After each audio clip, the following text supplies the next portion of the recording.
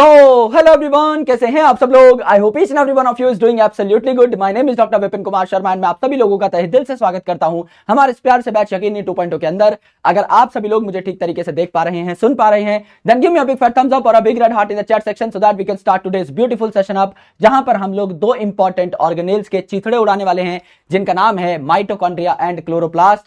क्या मेरी पूरी की पूरी जार्विस आर्मी, क्या समस्त जार्विस समाज इन दोनों के दोनों ऑर्गेनेल्स को तोड़ने फोड़ने के लिए तैयार है? इफ यस, तो एक बार फटाफट लाल कलर के दिलों की बारिश कर दी जाए इन द चैट सेक्शन, जिससे हम इस अमेजिंग सेशन की शुरुआत कर सकें एंड ताबड़तोड़ पढ़ाई करके अच्छे तरीके से क्वेश्चंस को भी टैकल कर सकें। यस, आ जाओ मेरे भाई, आ जाओ आ जाओ आ जाओ आ जाओ आ जाओ।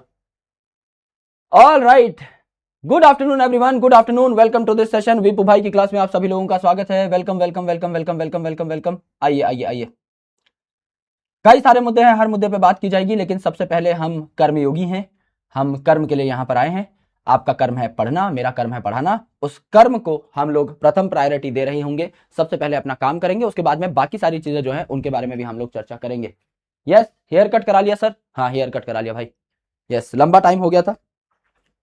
कल मैंने अपनी 3-4 वीडियो देख ली, क्योंकि मैं यूजुअली आजकल इंस्टाग्राम और यूट्यूब बहुत ज्यादा चला नहीं रहा हूं, तो इसीलिए मतलब I am using it as a content creator. Instagram पे मैं कुछ पोस्ट कर रहा हूं, लेकिन मैं देख नहीं पा रहा हूं कुछ, तो मेरी खुद की शक्ल भी मैंने देखी नहीं थी कि कैसा लग रहा हूं मैं। कल 3-4 रील मेरी खुद की फीड में आ गई और मेरी रूह कप कप आ गई। मेरे को लगा कि मुझे हेयर कट करा लेना चाहिए, है ना। बहुत बढ़िया। शादी है सर की? नहीं भैया, शादी में हेयर कट ही कराएंगे बस? तुम्हें लग रहा है बस शादी में मैं इतना ही तैयार होऊंगा, दिस इज माई मैक्सिमा, ऐसा लगता है तुम्हें? सजेगा सुर्ख जोड़ी में चांद सवीपू, तुम्हें लग रहा है बस दिस इज इट, बस इतना ही? लोगों की तारीफें निकल जाएंगी। जमीन पे फलक से परा आ गया है अरे शादी में देखना लाला, तुम क्या बात कर रहे हो यार? इतने में ही, इतना सा ही नहीं भाई, है ना आ जाओ मेरे भाई, आ जाओ आ जाओ। क्या हम लोगों को बैक्टीरिया और माइटोकॉन्ड्रिया क्लोरोप्लास्ट में कुछ सिमिलैरिटीज पता चल गई थी? सर बहुत आसान तरीके से पता चल गई थी। क्या कहा था हमने कि माइटोकॉन्ड्रिया और क्लोरोप्लास्ट को पहले बैक्टीरिया ही माना जाता था, कि किसी जमाने में, बहुत पुराने जमाने में ये बैक्टीरिया हुआ करते थे। बाद में ये यूकैरियोट में आने के बाद इवॉल्व हो के क्या बन गए? माइटोकॉन्ड्रिया एंड क्लोरोप्लास्ट बन गए। यस गुरुजी, कई सारे पॉइंट हमने लिख लिए थे। सबसे पहला पॉइंट बता दो, बहुत शॉर्टकट में लिखेंगे। सबसे पहले हमने सिमिलैरिटी देखी थी बैक्टीरिया और माइटोकॉन्ड्रिया क्लोरोप्लास्ट में, कि दोनों का डीएनए एक जैसा था या साइज एक जैसा था। ओवरऑल सेल का साइज भी सिमिलर है। ओवरऑल अगर आप देखें तो दोनों के अंदर डबल स्ट्रैंडेड सर्कुलर डीएनए है। न्यूक्लियोइड यहां पर जो पाया जाता है आपका बैक्टीरिया के अंदर, लगभग वैसा ही डीएनए यहां पर भी देखने को मिलेगा, बिल्कुल मिलेगा। यहां पर भी जो राइबोसोम है ये कैसे थे? 70s राइबोसोम है। यस गुरुजी, यहां पर 70s राइबोसोम है। एंड माइटोकॉन्ड्रिया क्लोरोप्लास्ट में देखेंगे यहां पर भी आपका 70s राइबोसोम है। As it is same to same चीज लिखनी थी। यस गुरुजी। चौथी इंपॉर्टेंट चीज जो आप चाहें तो लिख सकते हैं, वरना ना भी लिखे तो भी आपका काम चल जाएगा। आज मैं आपको डिस्कस करके बताऊंगा, तो आप अभी चाहे छोड़ सकते हैं इस पॉइंट को, आगे मैं आपको क्लैरिटी से बता दूंगा कि यहां बैक्टीरिया में और माइटोकॉन्ड्रिया क्लोरोप्लास्ट में क्या पाए जाते हैं? पोरिन प्रोटीन्स, यानी यहां पर इनकी मेम्ब्रेन्स जो हैं, इनमें कुछ प्रोटीन्स होते हैं, they are called as porin proteins. और जैसा नाम से ही समझ में आ रहा है, ये पोर की तरह बिहेव करते हैं, यानी चीजों के ट्रांसपोर्ट में हेल्प करते हैं। मेम्ब्रेन की परमिएबिलिटी बढ़ाते हैं, चीजों के ट्रांसपोर्ट में हेल्प करते हैं। तो ये जो पोरिन प्रोटीन है, ये भी आपके बैक्टीरिया में और माइटोकॉन्ड्रिया एंड क्लोरोप्लास्ट में देखने को मिल रहे होते हैं। करेक्ट है, एकदम करेक्ट है सर। एंड जैसे बैक्टीरिया बाइनरी फिजन से डिवाइड करता है, फुचुक करके एक बैक्टीरिया 2 बैक्टीरिया में तब्दील हो जाता है, सेम इसी प्रकार का फिजन आपको यहां पर भी देखने को मिलेगा। बिल्कुल देखने को मिलेगा सर, एकदम देखने को मिलेगा। ये कुछ छोटी मोटी बातें थी जो हम कर चुके थे। ये पोरिन प्रोटीन वाली बात हमने अभी तक की नहीं है, लेकिन ये मैं आज आपको पढ़ा दूंगा लेक्चर में, तो अभी चाहे लिखो चाहे मत लिखो, that is totally your call. क्या हम हमारे मेन मुद्दे पे आ सकते हैं? क्या हम हमारे मेन टॉपिक पे आ सकते हैं? ये सारी चीजें ऑलरेडी आपके नोट्स के अंदर इनकलकेटेड हैं, हम इनके बारे में ऑलरेडी चर्चा कर चुके हैं, कोई बहुत बड़ी बात है नहीं। आज हम लोग आ जाते हैं हमारे मेन टॉपिक के ऊपर, that is mitochondria and chloroplast. तो सबसे पहले चीथड़े उड़ाएंगे हम लोग किसके? माइटोकॉन्ड्रिया के। सबसे पहले हम लोग चिथड़े उड़ाएंगे किसके, माइटोकॉन्ड्रिया के। और क्या माइटोकॉन्ड्रिया के बारे में कुछ बेसिक बातें हमको अच्छे तरीके से पता है, पहले से पता है। क्या बच्चा जानता है कि माइटोकॉन्ड्रिया क्या होता है? भाई अगर मैं इंजीनियरिंग वाले बच्चों से भी पूछूंगा कि माइटोकॉन्ड्रिया क्या है, तो एक लाइन तो इंजीनियरिंग वाले बच्चे भी बता देंगे माइटोकॉन्ड्रिया के बारे में। बताओ भैया कौन सी लाइन? गुरुजी वो कहेंगे कि mitochondria is the power house of the cell. क्या ये बात देश का बच्चा हर नौजवान बता देगा? बिल्कुल बता देगा कि माइटोकॉन्ड्रिया को कहा जाता है power house of the cell. Correct है, एकदम करेक्ट है सर। इसे पावर हाउस क्यों कह दिया मेरे भाई? यहां पर क्या बनती है, एनर्जी बनती है। इसे पावर हाउस क्यों कह दिया? Since ATP is formed here, since ATP is formed here, तभी तो इसको क्या कहा, पावर हाउस कह दिया। बिल्कुल कह दिया गुरुजी, अच्छे तरीके से कह दिया। एंड एटीपी बनती है एक प्रोसेस से। कौन से प्रोसेस से आपको पता होना चाहिए। एटीपी का मतलब क्या हो रहा है, यहां पर छोटा सा लिखकर बता दे रहा हूं। एडीपी जो है adenosine diphosphate, adenosine diphosphate, di का मतलब होता है दो। एडिनोसिन डाइफॉस्फेट पे मैं एक और फॉस्फेट ऐड कर देता हूं तो क्या बन जाता है, एटीपी बन जाता है। एडिनोसिन डाइफॉस्फेट पे मैं एक और फॉस्फेट ऐड कर देता हूं तो बन जाता है एडिनोसिन ट्राइफॉस्फेट। तीन एटीपी यहां पर, तीन सॉरी फॉस्फेट यहां पर आ जाते हैं। करेक्ट। तो हमने क्या किया, हमने यहां पर एडीपी के ऊपर फॉस्फेट ऐड किया। यहां पर दो फॉस्फेट थे, एक और फॉस्फेट ऐड किया तो तीन फॉस्फेट हो गए। बिल्कुल हो गए। फॉस्फेट ऐड कर रहे हैं, इस प्रोसेस को हम लोग क्या कहते हैं, फॉस्फोराइलेशन। तो यहां पर क्या होती है मेरे भाई, माइटोकॉन्ड्रिया में क्या होती है, फॉस्फोराइलेशन रिएक्शन होते हैं। So ATP is formed here by oxidative phosphorylation. कोई पूछे कि कौन से वो रिएक्शन है जिसकी मदद से आपका माइटोकॉन्ड्रिया जो है एटीपी बनाता है, तो इसे क्या कहते हैं, ऑक्सीडेटिव फॉस्फोराइलेशन कहते हैं।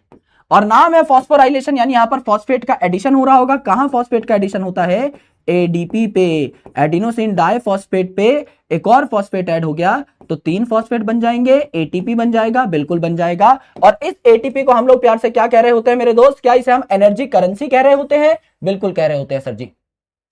हमें अच्छे तरीके से पता है कि ये जो एटीपी है इसको हम लोग क्या कहते हैं प्यार से, एनर्जी करेंसी कहते हैं। तो आपकी एनर्जी बनाने की जिम्मेदारी किसकी है, माइटोकॉन्ड्रिया की है। बिल्कुल है सर, इसीलिए इसे क्या कह दिया, इसीलिए इसे power house of the cell कह दिया। बिल्कुल कह दिया गुरुजी। क्या ये बात सबको समझ में आई? एकदम बेसिक कंसेप्ट से उठाया, बिल्कुल उठाया सर। अब गुरुजी आप हमें कुछ इसके बारे में जनरल बातें और बता दीजिए, कुछ एकदम बेसिक बातें और बता दीजिए, जैसे कि इसका साइज क्या है, इसकी शेप क्या होती है, इसका नंबर क्या हो सकता है सेल्स के अंदर, इसकी डिस्कवरी कैसे हुई, ये सारी बातें भी हम लोग डिस्कस करेंगे। जैसे सबसे पहले अगर मैं बात करूं इसके साइज की, अगर मैं बात करूं इसके साइज की, तो साइज अगर आप देखें यहां पर, मैं माइटोकॉन्ड्रिया बना लेता हूं, एक रफ सी इमेज बना लेता हूं। लेट्स से ये आपका माइटोकॉन्ड्रिया है, ये माइटोकॉन्ड्रिया की बाहर वाली मेम्ब्रेन, और ये अंदर वाली मेम्ब्रेन इनफोल्डेड होती है जिससे कि इसका सरफेस एरिया खूब बढ़ सके। ये अंदर वाली मेम्ब्रेन जो है ये इनफोल्डेड होती है जिससे इसका सरफेस एरिया बहुत ज्यादा हो सके, ज्यादा से ज्यादा एंजाइम यहां बैठ सके और ज्यादा से ज्यादा एनर्जी बन सके। तो ये आपका माइटोकॉन्ड्रिया है। अब इस माइटोकॉन्ड्रिया की शक्ल हमने बना ली। इस माइटोकॉन्ड्रिया की एक लंबाई भी होगी, इस माइटोकॉन्ड्रिया की एक चौड़ाई भी होगी। बिल्कुल होगी सर। तो यहां पर इसकी लंबाई और चौड़ाई का एवरेज हम लोग लिख लेते हैं, आराम से देखिए। अगर आप इस चौड़ाई का एवरेज लिखेंगे, अगर आप इसकी विड्थ लिखेंगे या डायामीटर लिखेंगे, तो आपका कितना हो जाना चाहिए, आप खुद बताइए गुरुजी। विड्थ या डायामीटर आपका यहां पर कितना हो जाना चाहिए, 0.2 to 1 माइक्रोमीटर। एवरेज कितना निकलेगा, खुद बताइए, एवरेज कितना निकलेगा? 0.2 और 1 का एवरेज, 0.2 और 1 को प्लस करो, 1.2 हो गया, और 2 से डिवाइड कर दो, 0.6 हो गया। आप यहां पर कह सकते हैं एवरेज लगभग आधा माइक्रोमीटर निकल के आ जाएगा, 0.5 या 0.6 के आसपास आ जाएगा। बिल्कुल आ जाएगा सर। एंड मेरे भाई यहां पर अगर आप इसकी लंबाई की बात करें, इसकी लेंथ की बात करें, तो ये लेंथ कितनी हो जाएगी, अगर आप इसकी लेंथ की बात करें तो ये लेंथ कितनी हो जाएगी आपकी, 1 to 4.1 माइक्रोमीटर। इसका एवरेज निकाल दो एक बार। सर 1 है, इसको सीधा ले लेंगे, 4.1 को 4 बोल दो थोड़ी देर के लिए, तो मेरे भाई 5 हो जाएगा। 5 डिवाइडेड बाय 2 इज अराउंड 2.5। एकदम एग्जैक्ट निकालने की जरूरत नहीं है। क्या 2.5 माइक्रोमीटर यहां पर इसकी लंबाई हो जाएगी? बिल्कुल हो जाएगी। यानी अगर आप देख रहे हैं यहां पर आधा माइक्रोमीटर इसकी चौड़ाई हो जाएगी और 2.5 माइक्रोमीटर इसकी लंबाई हो जाएगी। ये इसका साइज है, ये इसका डायमेंशन है। गुरुजी बात समझ में आ गई, गुरुजी बात समझ में आ गई, ये इसकी लंबाई चौड़ाई है। अगर आप बात करें साइज के बाद यहां शेप की, तो ये शेप आपको कैसे देखने को मिलती है, खुद बताइए। ये शेप आपको कैसी देखने को मिलेगी, यहां पर ये जो शेप है क्या सिलेंड्रिकल सी देखने को मिल रही है, सिलेंडर सा देखने को मिल रहा है, बिल्कुल देखने को मिल रहा है। तो यहां पर शेप कैसी हो गई, सिलेंड्रिकल सी हो गई। और सॉसेज शेप्ड, सॉसेज शेप्ड, भाई टॉम एंड जेरी में ना एक मीट के टुकड़े के लिए मारधाड़ मची होती थी, उसे हम सॉसेज कहते हैं।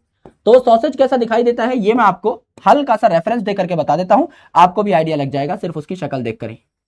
ऐसा एक मीट का टुकड़ा होता है आपका डार्क ब्राउन कलर का, रेडिश ब्राउन कलर का, ये आपका सॉसेज कहलाता है। तो ये बीच का पार्ट जो आप देखोगे ये आपका माइटोकॉन्ड्रिया जैसा दिखाई देता है। तो सॉसेज जो है इसकी शक्ल कुछ ऐसी दिखाई दे रही होती है। ये बात भी हमने समझ ली, ये बात भी हमने जान ली। बात सही है, एकदम सही सर। यस, यहां पर देखो मेरे भाई, यहां पर सिलेंड्रिकल या सॉसेज शेप आपको देखने को मिली, बिल्कुल देखने को मिली। साइज हो गया, शेप हो गया। अब बात करिए नंबर की। रेखा खींच लेते हैं भाई, अमिताभ जी की रेखा खींच लेते हैं, यहां पे खींची। हमने क्या करी, शेप साइज हो गया, नंबर के बारे में बात कर लेते हैं। क्या नंबर जो है ये सब सेल्स में कॉमन होगा माइटोकॉन्ड्रिया का? नहीं सर। भाई माइटोकॉन्ड्रिया का काम क्या है, माइटोकॉन्ड्रिया का काम है पावर जनरेट करना, यानी एनर्जी बनाना। अगर एनर्जी एक सेल में बन रही है तो उसी सेल में बनेगी जहां एनर्जी की ज्यादा रिक्वायरमेंट है। और मेरे भाई ऐसा सेल जहां एनर्जी की रिक्वायरमेंट कम है, जो सेल है ही कामचोर, काम ही नहीं करता, उसमें फालतू की एनर्जी बनाकर क्या कर लेंगे हम लोग। तो माइटोकॉन्ड्रिया बड़े बड़े भी होते हैं और इनका नंबर भी ज्यादा होता है उन सेल्स में जहां एनर्जी की ज्यादा रिक्वायरमेंट है, जो ज्यादा कामकाजी हैं। और माइटोकॉन्ड्रिया छोटे छोटे भी होते हैं, चिंगे मिंगे भी होते हैं, और इनका नंबर भी कम होता है उन सेल्स में जहां एनर्जी की रिक्वायरमेंट कम है। So number depends on physiological activity of cell, physiological activity of cells. Example, कोई एक्टिव सेल है, एग्जाम्पल कोई एक्टिव सेल है, active cell like flight muscle cells of birds, उड़ने में बहुत एनर्जी लगती है, flight muscle cells of birds, यहीं से खोजे गए थे mitochondria for the very first time. क्यों? क्योंकि साइंटिस्ट भी तो दिमाग लगाते हैं। अगर इन्हें ऐसी चीज खोजनी है जो कि एनर्जी बनाती है तो कहां पर खोजोगे, कहां पर खोजोगे मेरे भाई? यहां पर खोजोगे जहां पर एनर्जी ज्यादा चाहिए होगी, वहीं पर तो आपके सेल्स माइटोकॉन्ड्रिया कंटेन करेंगे। तो साइंटिस्ट ने भी दिमाग लगाया, अगर हमें ऐसी ऑर्गेनेल खोजनी है जहां एनर्जी बनती है तो ऐसे सेल में खोजे जहां ज्यादा एनर्जी बन रही होगी। तो फ्लाइट मसल सेल्स जो हैं बर्ड्स के, तो बर्ड्स के जो मसल सेल्स हैं जो उन्हें उड़ने में हेल्प करते हैं, वहां खूब एनर्जी लगती है, तो बड़े बड़े और ज्यादा माइटोकॉन्ड्रिया मिलेंगे तो खोजने में आसानी होगी। So active cells like flight muscle cells of birds have numerous, यानी बहुत सारे, नंबर ज्यादा है, numerous and large mitochondria, and large mitochondria and vice versa, and vice versa. उल्टी बात भी सही है। उल्टी बात अर्थात अगर कोई सेल कम एक्टिव है तो उसमें छोटे छोटे और कम माइटोकॉन्ड्रिया आपको देखने को मिल रहे होंगे। सर एकदम सही बात है, आपका शेप हो गया, साइज हो गया, नंबर हो गया। अब यहां पर अगर आप साइज देखें तो ये साइज कोई बहुत ज्यादा साइज नहीं है। यहां पर साइज देखो एक बार, आधा माइक्रोमीटर। हमने क्या कहा था, एक बैक्टीरिया का, टिपिकल बैक्टीरिया का साइज क्या होता है? 2 डायमेंशन लिखवाई थी मैंने, एक लेंथ एक साइज। लेंथ हमने क्या बताई थी टिपिकल बैक्टीरिया की या टिपिकल प्रोकैरियोटिक सेल की लेंथ क्या बताई थी सर? 3 से 5 माइक्रोमीटर। और साइज क्या बताया था? 1 से 2 माइक्रोमीटर। अरे मेरे भाई 1 से 2 माइक्रोमीटर साइज बताए थे तो उससे भी छोटा निकला, 0.5 निकला। तो ये तो बैक्टीरिया से भी छोटा है, तो सेल के अंदर ठीक तरीके से दिखाई थोड़ी देगा। इसीलिए इट इज वेरी इंपॉर्टेंट कि अगर मुझे सेल में माइटोकॉन्ड्रिया को अलग से देखना है तो मैं एक ऐसी डाई डालूं, ऐसा कलर डालूं माइटोकॉन्ड्रिया के ऊपर जो आसानी से इस पे बाइंड हो जाए और उस कलर के चलते मुझे माइटोकॉन्ड्रिया अलग से दिख जाए। समझ लीजिए मेरे भाई, यहां पर मेरे पास एक सेल है, यहां माइटोकॉन्ड्रिया है। ये माइटोकॉन्ड्रिया वैसे मुझे बहुत छोटा है तो दिखाई नहीं देगा। मैं क्या करता हूं, इस पे एक डाई डाल देता हूं, एक कलर डाल देता हूं। उस डाई का नाम क्या है? जानस ग्रीन। एंड मेरे भाई जानस ग्रीन नाम की जो डाई है वो यहां पे मैं डालूंगा, वो सिर्फ माइटोकॉन्ड्रिया पे बाइंड करेगी, तो माइटोकॉन्ड्रिया मुझे अच्छे तरीके से दिखने लगेगा। क्या? बिल्कुल दिखने लगेगा। तो इतना छोटा है कि इसको देखने के लिए डाई की जरूरत पड़ती है। तो आप यहां नोट बना लीजिए, आप यहां एक 5 रुपए का नोट बना लीजिए। आपने यहां क्या लिखा? आपने यहां लिखा mitochondria is small, mitochondria is small in size, small in size, therefore it need to be specifically stained, it need to be specifically stained to be visualized, correct. इसको हमें अलग से स्टेन करना पड़ेगा, इस पे डाई डालनी पड़ेगी, और इस डाई का नाम क्या है? उस डाई का नाम है जानस ग्रीन, जानू ग्रीन। तो यहां पर डाई का नाम क्या हो जाएगा? जानस ग्रीन हो जाएगा। ये माइटोकॉन्ड्रिया पे ही बाइंड करती है स्पेसिफिकली। तो जानू जी जो है हमें डालनी पड़ेंगी यहां पर, तब जाके खेल शुरू हो पाएगा, तब जाके माइटोकॉन्ड्रिया हमें दिख पाएगा। इतनी बातें ठीक है सर, बहुत थ्योरेटिकल बातें चल रही हैं। हाँ भैया, अब तो रटने रटाने का काम है, साइज है, नंबर है, यही सारी बातें हैं। हमने क्या कहा? हमने कहा गुरुजी माइटोकॉन्ड्रिया को power house of the cell, हमने क्या कहा? दुनिया ही कहती है पावर हाउस, यानी यहां ये एटीपी बन रही होगी, एनर्जी करेंसी बन रही होगी, ऑक्सीडेटिव फॉस्फोराइलेशन की मदद से एडीपी पे हम फॉस्फेट लगा देंगे, एटीपी बन जाएगा। गुरुजी बात समझ में आ गई। अगर हम बात करें माइटोकॉन्ड्रिया की साइज की, लंबाई चौड़ाई बोल लो इसको, लंबाई जो है आपकी क्या हो जाएगी? एवरेज 2.5 माइक्रोमीटर, चौड़ाई क्या हो जाएगी? एवरेज आपकी आधा माइक्रोमीटर। गुरुजी बात समझ में आ गई। शेप कैसी हो जाएगी? सिलेंड्रिकल या फिर आपकी सॉसेज शेप हो जाएगी, इस मीट के टुकड़े जैसी शेप हो जाएगी। नंबर की अगर आप बात करें तो ऐसे सेल जहां पर ज्यादा एनर्जी चाहिए वहां ज्यादा माइटोकॉन्ड्रिया और बड़े बड़े माइटोकॉन्ड्रिया देखने को मिलेंगे। ऐसे सेल जहां पर आपको कम एनर्जी चाहिए वहां पर आपके कम माइटोकॉन्ड्रिया और छोटे छोटे माइटोकॉन्ड्रिया देखने को मिलेंगे। और माइटोकॉन्ड्रिया साइज में बहुत छोटा है, इसीलिए इसको देखने के लिए अलग से स्टेनिंग करनी पड़ती है इसकी। बिल्कुल सही बात है सर, बिल्कुल सही बात है। And it divides bye fission. एक और नोट हम लोग बना सकते हैं, it divides bye binary fission. क्या ये बात करेक्ट है? It divides bye binary fission, क्या ये बात करेक्ट है? एक माइटोकॉन्ड्रिया दो माइटोकॉन्ड्रिया बना सकता है? बना सकता है। It divides bye binary fission. क्या ये बात करेक्ट है? एकदम करेक्ट है गुरुजी, कोई दिक्कत, कोई परेशानी, कोई दंगा, कोई पंगा नहीं। एंड एक और नोट बनाना चाहो तो बना सकते हो। क्या ये सेमी ऑटोनोमस ऑर्गेनेल थी? माइटोकॉन्ड्रिया एंड क्लोरोप्लास्ट क्या सेमी ऑटोनोमस ऑर्गेनेल थी?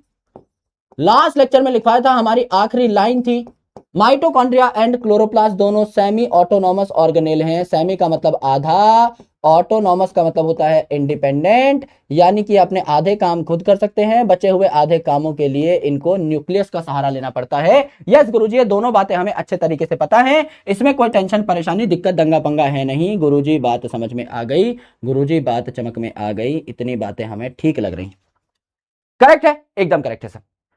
यहां तक सबने एक बार लिख लिया है, एक बार तारा रारा इन द चैट सेक्शन, जिससे कि मैं आपको अलग स्लाइड पे ले चलूं एंड माइटोकॉन्ड्रिया का एक डायग्राम बनवाऊं, और उस डायग्राम में माइटोकॉन्ड्रिया से संबंधित जितनी इंपॉर्टेंट चर्चाएं हैं, जितने इंपॉर्टेंट काम हैं, वो सारे मैं आपको समझा दूं एक डायग्राम के अंदर। अब एक पूरी की पूरी शीट ले लीजिए, एक पूरा लैंडस्केप पन्ना ले लीजिए, उस पर माइटोकॉन्ड्रिया मेरे साथ बनाना स्टार्ट कर दीजिए। एंड मेरे भाई अच्छे तरीके से एक एक पॉइंट, एक एक लेबलिंग जो मैं लिखवा रहा हूं, लेबलिंग में ही एनसीईआरटी कवर हो जाएगी, वो सारी चीजें भी ड्रॉ करना स्टार्ट कर दीजिए।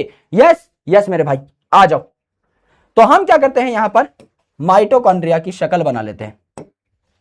हम यहां पर क्या करते हैं, माइटोकॉन्ड्रिया की शक्ल बना लेते हैं। करेक्ट, करेक्ट है सर। माइटोकॉन्ड्रिया हेडिंग आपने लिख रखी है, आपको दोबारा लिखने की जरूरत है नहीं। माइटोकॉन्ड्रिया की शक्ल सूरत बढ़िया तरीके से हम लोग यहां पर बनाने वाले हैं। अब माइटोकॉन्ड्रिया जो है, इसमें दो मेम्ब्रेन होती हैं क्या? जी गुरुजी, आपने बताया था, जब आपने पिछली स्लाइड में ड्रॉ करवाया, आपने बताया था कि माइटोकॉन्ड्रिया में दो मेम्ब्रेन है, आउटर मेम्ब्रेन और इनर मेम्ब्रेन। तो क्या दो मेम्ब्रेन बनाएंगे हम लोग? बिल्कुल बनाएंगे। ये आउटर मेम्ब्रेन हो जाएगी माइटोकॉन्ड्रिया की, एकदम सही बात है, जो कि रेगुलर है, एकदम एक जैसी चलती आ रही है। एंड यहां पर आपकी इनर मेम्ब्रेन जो है ये इररेगुलर सी हो जाएगी, मतलब कि ये आपकी एकदम कंसिस्टेंटली रेगुलर नहीं है, इसकी इनफोल्डिंग्स भी देखने को मिलेंगी, अंदर की साइड ये फोल्ड भी हो रही है, इसीलिए इन फोल्डिंग कहा। बाहर की साइड कोई चीज फोल्ड हो जाती है तो आउट फोल्डिंग, सेल के अंदर की साइड या ऑर्गेनेल के अंदर की साइड अगर चीज फोल्ड हो रही है तो इन फोल्डिंग। जैसे बैक्टीरियल सेल में हम लोग पढ़ रहे थे ना, क्रोमेटोफोर बन रहा था, मीजोजोम बन रहा था, तो वो अंदर की साइड मेम्ब्रेन की फोल्डिंग से बन रहे थे, तो उसे इन फोल्डिंग कह रहे थे। इसको भी हम लोग इन फोल्डिंग कहेंगे। यहां पर आपका अंदर की side inner membrane of the mitochondria fold हो रही है, इसे हमने क्या कहा? इन फोल्डिंग कह दिया। ठीक है जी, ये दो मेम्ब्रेन हो गए। आराम से इनकी लेबलिंग स्टार्ट करते हैं, एक एक चीज को बहुत गहराई से पढ़ेंगे, बहुत प्यार से पढ़ेंगे। मैं यहां पर कह रहा हूं this is outer membrane of the mitochondria, इसको हम कह देते हैं OMM। OMM हमने क्या कहा? Outer membrane of mitochondria, outer membrane of mitochondria. OMM कह दिया? बिल्कुल कह दिया सर। अब ये जो OMM है, आउटर मेम्ब्रेन ऑफ माइटोकॉन्ड्रिया है, इसके बाद अंदर एक और मेम्ब्रेन पाई जा रही है जिसको हम लोग क्या कह रहे हैं? IMM। जिसको हम लोग क्या कह रहे हैं? IMM। इसको हम लोग कह देंगे इनर मेम्ब्रेन ऑफ माइटोकॉन्ड्रिया, इसको हम कह देंगे इनर मेम्ब्रेन ऑफ माइटोकॉन्ड्रिया। क्या ये बात करेक्ट है? करेक्ट है सर। अब मुझे एक बात बताओ और पूरे लॉजिक से बताओ मेरे दोस्त, रटने रटाने का कोई सिस्टम, कोई हिसाब किताब हमारी कक्षा में है ही नहीं।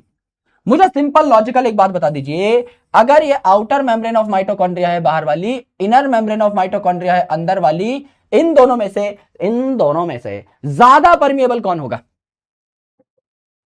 इन दोनों में से ज्यादा परमिएबल कौन होगा? यानी चीजों को अंदर आने के लिए अलाउ कौन करेगा? इन दोनों मेम्ब्रेन में से ज्यादा परमिएबल कौन होगा? भाई कोई चीज अगर बाहर से इस मेम्ब्रेन को क्रॉस कर दे तो अंदर वाली मेम्ब्रेन तो चीजों को रोक ही लेगी। बाहर वाली में से और अंदर वाली में से ज्यादा परमिएबल हमेशा कौन सा होता है? लॉजिक की बात कर रहे हैं भाई। समझ लीजिए आपके घर में कोई भैया जो है पार्सल देने आए। अब पार्सल देने आए तो आपके गेट पे घंटी बजा के पार्सल रख सकते हैं, एकदम तुम्हारी तिजोरी में तुम्हारे बेडरूम पे ही आके सो जाएंगे क्या तुम्हारे बगल में? क्या हो भैया, चाय वाय हो जाती तो मजा आ जाता। अरे मेरे भाई हो सकता है तुम दिल के अच्छे हो, तुम चाय ऑफर कर भी दो, लेकिन ये तो तिजोरी तक थोड़ी पहुंचा दोगे। गुरुजी भैया पासवर्ड है मेरा डेंटल फॉर्मूला 2123, ये लगा दीजिए, वेरी गुड। अरे ऐसा थोड़ी कर लोगे, है ना? तो जाहिर सी बात है कि आउटर मेम्ब्रेन को ब्रीच करना हमेशा आसान रहता है, अंदर जाने में ज्यादा दिक्कत आती है। तो हमेशा, अब क्लोरोप्लास्ट में भी दो मेम्ब्रेन है, हमेशा ये बात याद रखिएगा कि बाहर वाली मेम्ब्रेन ज्यादा परमिएबल रहती है, अंदर वाली मेम्ब्रेन जो है वो आपकी कम परमिएबल रहेगी। तो आउटर मेम्ब्रेन ऑफ माइटोकॉन्ड्रिया जो है it is more permeable, it is more permeable. And ये ज्यादा परमिएबल क्यों है? More permeable due to porin proteins. अभी नाम बताया था, पोरिन प्रोटीन्स, यानी कुछ प्रोटीन्स हैं जो छेद की तरह काम कर रहे हैं, इनसे सामान अंदर आ सकता है, आउटर मेम्ब्रेन को क्रॉस करके सामान अंदर आ सकता है। पोरिन प्रोटीन्स की वजह से ये ज्यादा परमिएबल हो जाती है आउटर मेम्ब्रेन ऑफ माइटोकॉन्ड्रिया, लेकिन inner membrane of mitochondria is less permeable. क्या ये बात हमें पता है? क्योंकि ये भी परमिएबल हो गई तो सारा सामान माइटोकॉन्ड्रिया के अंदर ही आ जाएगा अपनी मर्जी से। तो इनर मेम्ब्रेन ऑफ माइटोकॉन्ड्रिया क्या हो गई? लेस परमिएबल हो गई, बिल्कुल लेस परमिएबल हो गई। एंड इट इज इनफोल्डेड, और ये जो इनर मेम्ब्रेन है इसकी इनफोल्डिंग्स भी तो बनी हुई हैं। तो आप कह सकते हैं inner membrane of mitochondria, inner membrane of mitochondria is infolded to make crista. इसकी इनफोल्डिंग को क्रिस्टा कहा जाता है। इनफोल्डिंग जो है ये क्या बना रही है? क्रिस्टा बना रही है। एंड ये जो क्रिस्टा है ये क्या करती है? It increases surface area, it increases surface area. Mitochondria के इनर मेम्ब्रेन का सरफेस एरिया बढ़ जाता है, देयरफॉर एंजाइमेटिक एक्टिविटी ज्यादा होगी, देयरफॉर एंजाइमेटिक एक्टिविटी ज्यादा होगी, बिल्कुल ज्यादा होगी। देयरफॉर एटीपी प्रोडक्शन ज्यादा होगा, एनर्जी ज्यादा बनेगी, क्योंकि सारे के सारे काम जो एटीपी प्रोडक्शन के लिए होते हैं ये कहां हो रहे हैं? इनर मेम्ब्रेन ऑफ माइटोकॉन्ड्रिया पे ही हो रहे हैं। तो क्या इनर मेम्ब्रेन ऑफ माइटोकॉन्ड्रिया यहां पर बहुत अच्छे तरीके से एनर्जी बना पाएगी आफ्टर फोल्डिंग? यस गुरुजी बिल्कुल बना पाएगी। ये बात हमने जानी, ये बात हमने सीखी। करेक्ट, एकदम करेक्ट है। आउटर मेम्ब्रेन हो गई, इनर मेम्ब्रेन हो गई, आउटर मेम्ब्रेन हो गई, इनर मेम्ब्रेन हो गई। इन दोनों के बारे में एक और नोट बना लो, छोटा सा नोट बना लो 5 रुपए का। क्या आउटर मेम्ब्रेन और इनर मेम्ब्रेन एक जैसा काम कर रही होंगी? आपको लगता है ऐसा? या आउटर मेम्ब्रेन और इनर मेम्ब्रेन एक जैसा काम करती हैं? सर नहीं तो। इनर मेम्ब्रेन का काम तो है एनर्जी बनाना, ऑक्सीडेटिव फॉस्फोराइलेशन करना, तभी तो मेरे भाई इसका सरफेस एरिया बढ़ा रहे हैं हम लोग।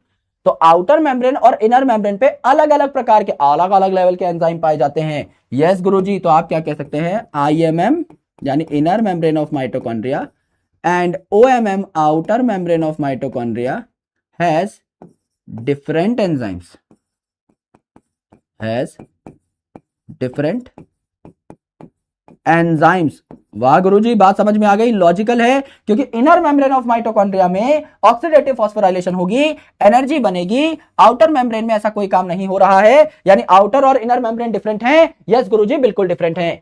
आउटर मेम्ब्रेन और इनर मेम्ब्रेन के बीच में जो गैप है, इसको हम प्यार से क्या कह सकते हैं? इसको कह सकते हैं दो मेम्ब्रेन्स के बीच का स्पेस, यानी इंटर मेम्ब्रेनस स्पेस। इंटर यानी बीच में, किसके बीच में? दो मेम्ब्रेन्स के बीच में। इसे क्या कहा जा सकता है? Inter membrane space. यस गुरुजी, इसे इंटर मेम्ब्रेनस स्पेस यानी आईएमएस कहा जा सकता है, inter membranes space. Inter membranes space क्या है? It is present between IMM and OMM. It is present between IMM and OMM. Correct है? करेक्ट है गुरुजी, बात समझ में आ गई। नाम सही, सारी चीजें डिकोड करते हुए, तोड़ते फोड़ते हुए हम लोग चल रहे हैं। कोई दिक्कत परेशानी, दिक्कत दंगा पंगा इसमें नहीं है। अब मेरे भाई गौर से देखिए, अगर इस डायग्राम को मैं थोड़ा और गहराई में आपको समझाने की कोशिश करूं, आराम से सोचिए। अगर यहां पर मैं कहूं कि दो कंपार्टमेंट्स हैं, तो क्या ये बात सही है? सर बात तो सही है। जैसे कि समझ लीजिए, एक कंपार्टमेंट ये है इनर मेम्ब्रेन के अंदर वाला, एक कंपार्टमेंट ये है इनर मेम्ब्रेन के अंदर वाला। इसको हम लोग कह रहे हैं इनर कंपार्टमेंट, अंदर वाला कंपार्टमेंट। ये जो लाल लाल कलर से मैं बना रहा हूं, इनर मेम्ब्रेन के अंदर का जितना भी मसाला है, ये काला काला मसाला, तुरुरु तुरुरु, क्या ये पूरा का पूरा आपका इनर कंपार्टमेंट है? यस गुरुजी, ये पूरा का पूरा इनर कंपार्टमेंट है।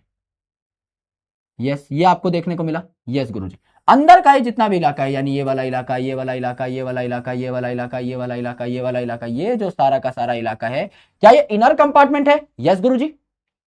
एंड मेरे भाई, ये जो बाहर वाले और अंदर वाले मेम्ब्रेन के बीच का इलाका है, ये जो पहले छूट गया था, ये जो पहले छूट गया था, ये भी तो एक कंपार्टमेंट है। ये जो बाहर की बाउंड्री सी बना रहा है, ये भी तो एक कंपार्टमेंट है। और इन कंपार्टमेंट में क्या भरा रहेगा बताओ भाई? सेल में ये जो कंपार्टमेंट है, यहां क्या भरा रहता है? जहां कुछ नहीं, वहां क्या? वहां गुरुजी पानी, वहां गुरुजी पानी। तो ये आउटर कंपार्टमेंट है और इसके अंदर काला काला जितना भी स्पेस दिखाई दे रहा है, क्या ये इनर कंपार्टमेंट है? यस गुरुजी। इसका मतलब दो कंपार्टमेंट बन चुके हैं, आउटर इनर मेम्ब्रेन से दो कंपार्टमेंट बन चुके हैं, बिल्कुल बन चुके हैं। ये जो है, ये आपका आउटर कंपार्टमेंट। ये क्या हो गया? Outer compartment. आउटर कंपार्टमेंट है। यस, ठीक है गुरुजी। ये जो आउटर कंपार्टमेंट है, ये कैसा है? सबसे पहली बात, इट इज एक्वस। इसमें पानी भरा रहेगा क्या? बिल्कुल पानी रहा है, भरा रहेगा, एक्वस है। दूसरा, इट इज होमोजिनस। होमो का मतलब क्या होता है? होमो का मतलब रेगुलर, हेट्रो का मतलब चीजें डिफरेंट डिफरेंट मिली हुई हैं आपस में। तो होमोजिनस का मतलब क्या होता है? इट इज रेगुलर, यानी ऐसा नहीं है कहीं से गाढ़ा कहीं से पतला, इट इज वेरी रेगुलर। पानी भरा हुआ है इसमें और बहुत रेगुलर से कंपाउंड भरे हुए हैं। तो यहां पर आपको देखने को मिला आउटर कंपार्टमेंट जो कि एक्वस है, होमोजिनस है, एंड किस किस के बीच में पाया जा रहा है? It is present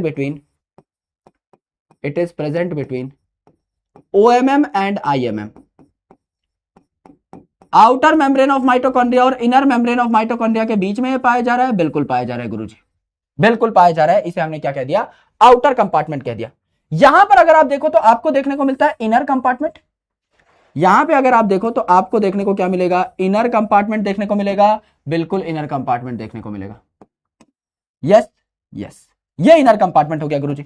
inner compartment में भी क्या पानी भरा रहेगा? बिल्कुल। तो क्या ये भी एक्वस है? एक्वस है गुरुजी। क्या ये भी होमोजिनस है? बिल्कुल गुरुजी, होमोजिनस है। क्या इसे मैट्रिक्स कहा जाता है? जैसे सेल के अंदर साइटोप्लाज्म, वैसे यहां पर क्या इसे मैट्रिक्स कहा जाएगा? बिल्कुल मैट्रिक्स कहा जाएगा सर, माइटोकॉन्ड्रिया की मैट्रिक्स कहा जाता है इसे। एंड ये कहां पाया जा रहा है? इनर मेम्ब्रेन के अंदर जितनी भी चीज है उसी को तो मैट्रिक्स कह दे रहे हैं गुरुजी। यस गुरुजी, तो यहां पर क्या हो जाएगा? इनर मेम्ब्रेन के अंदर मैट्रिक्स पाई जा रही है।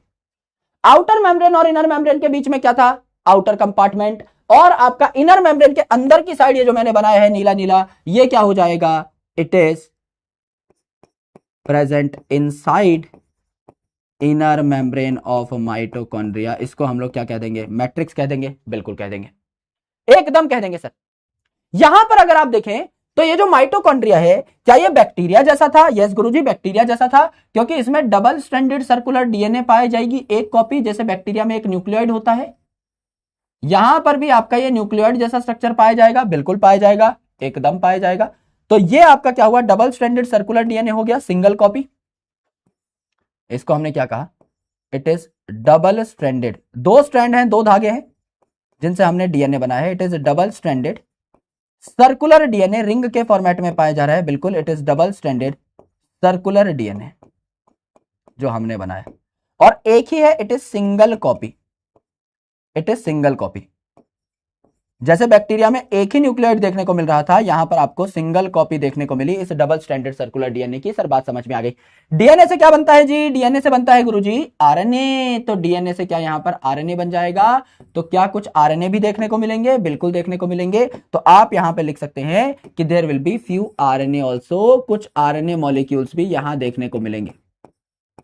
एंड सेमी ऑटोनॉमस ऑर्गेनेल है, तो मेरे भाई आरएनए से प्रोटीन भी बना सकती है, आरएनए से प्रोटीन भी बना सकती है। तो यहां पर आपके क्या मिलेंगे, कुछ राइबोसोम भी मिलेंगे, बिल्कुल राइबोसोम भी मिलेंगे, जो कि इस आरएनए से प्रोटीन बनाने का काम कर रहे होंगे। तो क्या 70s राइबोसोम भी देखने को मिलेंगे, बिल्कुल देखने को मिलेंगे, जो इस आरएनए को किस चीज में तब्दील कर देंगे, किस चीज में कन्वर्ट कर देंगे, प्रोटीन में कन्वर्ट कर देंगे, बिल्कुल प्रोटीन में कन्वर्ट कर देंगे, एकदम प्रोटीन में कन्वर्ट कर देंगे मेरे भाई, एकदम प्रोटीन में कन्वर्ट कर देंगे। ये आपके कुछ प्रोटीन्स बनते हुए मैं यहां पर दिखा भी दे रहा हूं। तो इनके पास खुद के आरएनए भी होंगे, डीएनए से आरएनए भी बनाएंगे, एंड आरएनए से क्या बनाएंगे, आपका प्रोटीन भी बना लेंगे, क्योंकि इनके पास प्रोटीन फैक्ट्री भी है, राइबोसोम भी है, तो ये प्रोटीन्स भी बना बैठेंगे। गुरुजी बात समझ में आ गई, आसानी से, बहुत आसानी से बात समझ में आ गई सर। इतनी बातें सबको समझ में आई क्या? ये डायग्राम मेरे सारे भाइयों ने, मेरी सारी बहनों ने मेरे साथ साथ बना लिया है? इफ यस, एक बार फटाफट बता दो ना, जिससे कि मैं आपको ये पूरा का पूरा डायग्राम दोबारा से रिविजिट करा सकूं, दोबारा से रिवाइज करा सकूं। कमर टूटी पड़ी है आज भाई, है ना। 3-4 दिन से मैं सो नहीं रहा हूं। मैं वैसे भी बहुत कम सोता हूं, लेकिन अब तो 2-2 ढाई घंटे ही सो पा रहा हूं बस, है ना। आवाज नहीं आ रही, सही जगह लगाओ, इधर लगता है तब ना आवाज आएगी। ये नाक में डाल के बैठ गए हो ईयर प्लग, तो कहां से आवाज आएगी। यहां लगाइए शेर, है ना, सही जगह लगाया कि तभी आवाज आती है।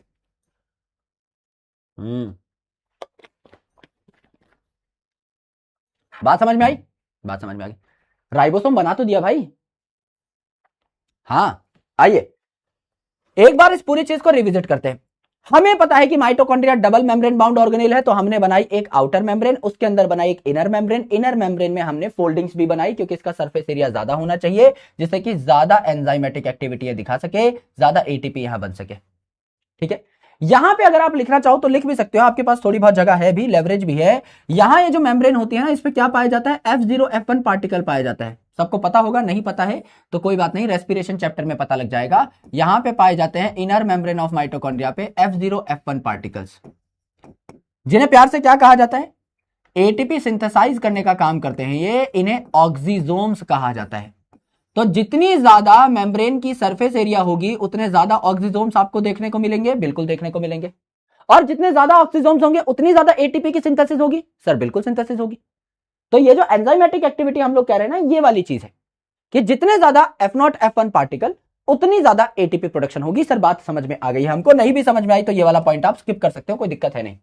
तो आउटर मेम्ब्रेन जो है सीधी सीधी बनाई हमने, इनर मेम्ब्रेन की इनफोल्डिंग्स बनाई, और इन इनफोल्डिंग्स को हमने नाम दे दिया क्या, क्रिस्टा, जिनका काम क्या है, एटीपी प्रोडक्शन का काम है। ठीक है, आउटर मेम्ब्रेन और इनर मेम्ब्रेन के बीच में है इंटर मेम्ब्रेनस स्पेस, जिसको हमने कह दिया आउटर कंपार्टमेंट भी। और ये आउटर कंपार्टमेंट में पानी भरा हुआ है, ये एक्वस है एंड होमोजिनस है, यानी एक जैसा ही दिखाई देता है, एकदम रेगुलर सा दिखाई देता है। सर बात समझ में आ गई, कोई दिक्कत परेशानी दंगा पंगा इसमें है नहीं। ये इनर कंपार्टमेंट है। इनर मेम्ब्रेन के अंदर भी ये जो बचा है आपका काला काला स्पेस, ये इनर कंपार्टमेंट है, जिसमें आपको डबल स्ट्रैंडेड डीएनए की एक कॉपी देखने को मिलेगी, यानी बैक्टीरिया के न्यूक्लियोइड जैसा स्ट्रक्चर देखने को मिलेगा। तो माइटोकॉन्ड्रिया के पास भी खुद का डीएनए है, खुद के आरएनए मॉलिक्यूल्स हैं, एंड मेरे भाई खुद के राइबोसोम हैं। तो इस आरएनए को इस्तेमाल करके प्रोटीन भी बना सकता है क्या, बिल्कुल बना सकता है। इतनी बातें सबको समझ में आनी चाहिए। आउटर मेम्ब्रेन हमेशा, ऐसी कोई भी चीज जहां दो मेम्ब्रेन है, आउटर मेम्ब्रेन अलाउ करेगी चीजों को अंदर आने के लिए। बाहर का दरवाजा जो है उसको खोलना बहुत आसान है, अंदर की तिजोरी में घुसना बड़ा मुश्किल है। तो outer membrane will always be more permeable, inner membrane will always be less permeable. ठीक है, ठीक है भाई, इतनी बातें सबको समझ में आ गई हैं। अब पहले इतने की एनसीईआरटी पढ़ लेते हैं हम बढ़िया तरीके से, एंड देन आफ्टर हम लोग आगे बढ़ रहे होंगे। So let's move towards the NCERT reading. एक बार इतनी एनसीईआरटी में आपको दिखा देता हूं। देखिए, माइटोकॉन्ड्रिया जो है इसे स्टेन करना पड़ता है सेल में। अगर स्पेसिफिकली आप माइटोकॉन्ड्रिया देखना चाहते हैं तो एक स्टेन आता है, एक दाग आता है, एक डाई आती है, एक रंग आता है जो सिर्फ माइटोकॉन्ड्रिया पे बाइंड करता है। उस दाग को, उस रंग को, उस स्टेन को जानस ग्रीन कह रहे थे हम लोग, जानू कह रहे थे, तब यह माइक्रोस्कोप में आपको दिखाई देगा माइटोकॉन्ड्रिया। अगर आप नंबर की बात करें माइटोकॉन्ड्रिया की कि एक सेल में कितने माइटोकॉन्ड्रिया पाए जाते हैं, तो ये नंबर वेरिएबल होता है। हर सेल में बराबर नंबर ऑफ माइटोकॉन्ड्रिया नहीं होते। फिजियोलॉजिकल एक्टिविटी पे डिपेंड करता है कि एक सेल में कितने माइटोकॉन्ड्रिया होंगे। अगर सेल बहुत एक्टिव है तो ज्यादा और बड़े बड़े माइटोकॉन्ड्रिया, अगर सेल कम एक्टिव है तो कम और छोटे छोटे माइटोकॉन्ड्रिया।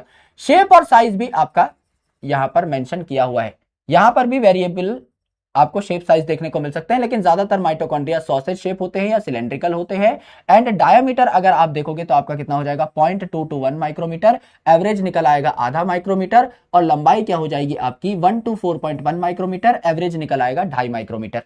हर माइटोकॉन्ड्रिया डबल मेम्ब्रेन बाउंड होता है। दो मेम्ब्रेन होती हैं, बिल्कुल होती हैं। एक आउटर मेम्ब्रेन होती है, एक इनर मेम्ब्रेन होती है, और ये पूरे के पूरे माइटोकॉन्ड्रिया को दो कंपार्टमेंट में डिवाइड करती है। दो एक्वस कंपार्टमेंट, यानी दोनों में पानी भरा हुआ था। एक आउटर एक्वस कंपार्टमेंट, एक इनर एक्वस कंपार्टमेंट, जो कि आपके गाढ़े गाढ़े मटेरियल से भरे हुए, होमोजीनस मटेरियल से भरे हुए। यानी ऐसा नहीं कहीं पे पतला मटेरियल है, कहीं पे गाढ़ा है, पूरा का पूरा ही होमोजीनस है, एक जैसा मटेरियल भरा हुआ है। इसको हम लोग माइटोकॉन्ड्रिया की मैट्रिक्स कहते हैं, इनर मेम्ब्रेन के अंदर जो इलाका है। यस, इनर मेम्ब्रेन जो है इसमें इनफोल्डिंग्स भी हमें देखने को मिलती हैं, जिन्हें हम क्रिस्टा कह रहे थे, जो कि आपका इनर मेम्ब्रेन ऑफ माइटोकॉन्ड्रिया का सरफेस एरिया बढ़ाती हैं। एंड ये जो दोनों आपकी मेम्ब्रेन्स हैं, इनमें अलग अलग एंजाइम्स पाए जाते हैं, क्योंकि दोनों का काम अलग अलग होता है। जैसे पोरिन आपको आउटर मेम्ब्रेन में ज्यादा देखने को मिल रहे हैं, और इनर मेम्ब्रेन में आपको वो एंजाइम्स देखने को मिल रहे हैं जो कि आपका एनर्जी बनाने में हेल्पफुल रहते हैं। तो अलग अलग प्रकार की चीजें आपको देखने को मिलेंगी। यस, थैंक यू भैया। यस, करेक्ट है। वाह, ये हुई बात। Mitochondria are site of aerobic respiration. क्या यहाँ एरोबिक रेस्पिरेशन होगी? बिल्कुल। ऑक्सीडेटिव फॉस्फोराइलेशन होगी। ऑक्सीडेटिव फॉस्फोराइलेशन, ऑक्सीजन की जरूरत पड़ रही है, नाम में ही समझ में आ रहा है। एरोबिक रेस्पिरेशन होगी, बिल्कुल होगी गुरुजी, होनी ही चाहिए। इसीलिए इनको power house of the cell कहा जाता है, बिल्कुल कहा जाता है। इनके पास एक कॉपी पाई जाएगी डबल स्ट्रैंडेड सर्कुलर डीएनए की। कुछ आरएनए भी अपने बना सकते हैं। 70s राइबोसोम होगा तो खुद के प्रोटीन भी बना लेंगे। एंड ये बैक्टीरिया की तरह फिजन से भी डिवाइड कर सकते हैं, यानी कोई भी पॉइंट हमारा नहीं छूटा। ये जो भी आपके एनर्जी बनाने से संबंधित पॉइंट है, रेस्पिरेशन में और तगड़े तरीके से चमक जाएंगे। अभी तो आने वाले कुछ हफ्तों के अंदर हम लोग चैप्टर पढ़ भी रहे होंगे। ये माइटोकॉन्ड्रिया की शक्ल है। आउटर मेम्ब्रेन है, इनर मेम्ब्रेन है, बीच में इंटर मेम्ब्रेनस स्पेस है। इनर मेम्ब्रेन के अंदर ये जो हरा हरा इलाका है, इसे हमने मैट्रिक्स कह दिया, और यहां पर इनर मेम्ब्रेन की जो इनफोल्डिंग है, इसे क्रिस्टा कह दिया। इससे कई गुना ज्यादा डिटेल्ड डायग्राम हम लोग ऑलरेडी बना चुके हैं, तो टेंशन परेशानी की दिक्कत है नहीं। गुरुजी बात समझ में आ गई, गुरुजी बात चमक गई। यस, इतनी बातें सारे शेर और चीतों को समझ में आई हैं? बता दो ना, इतनी बातें सबको समझ में आ गई?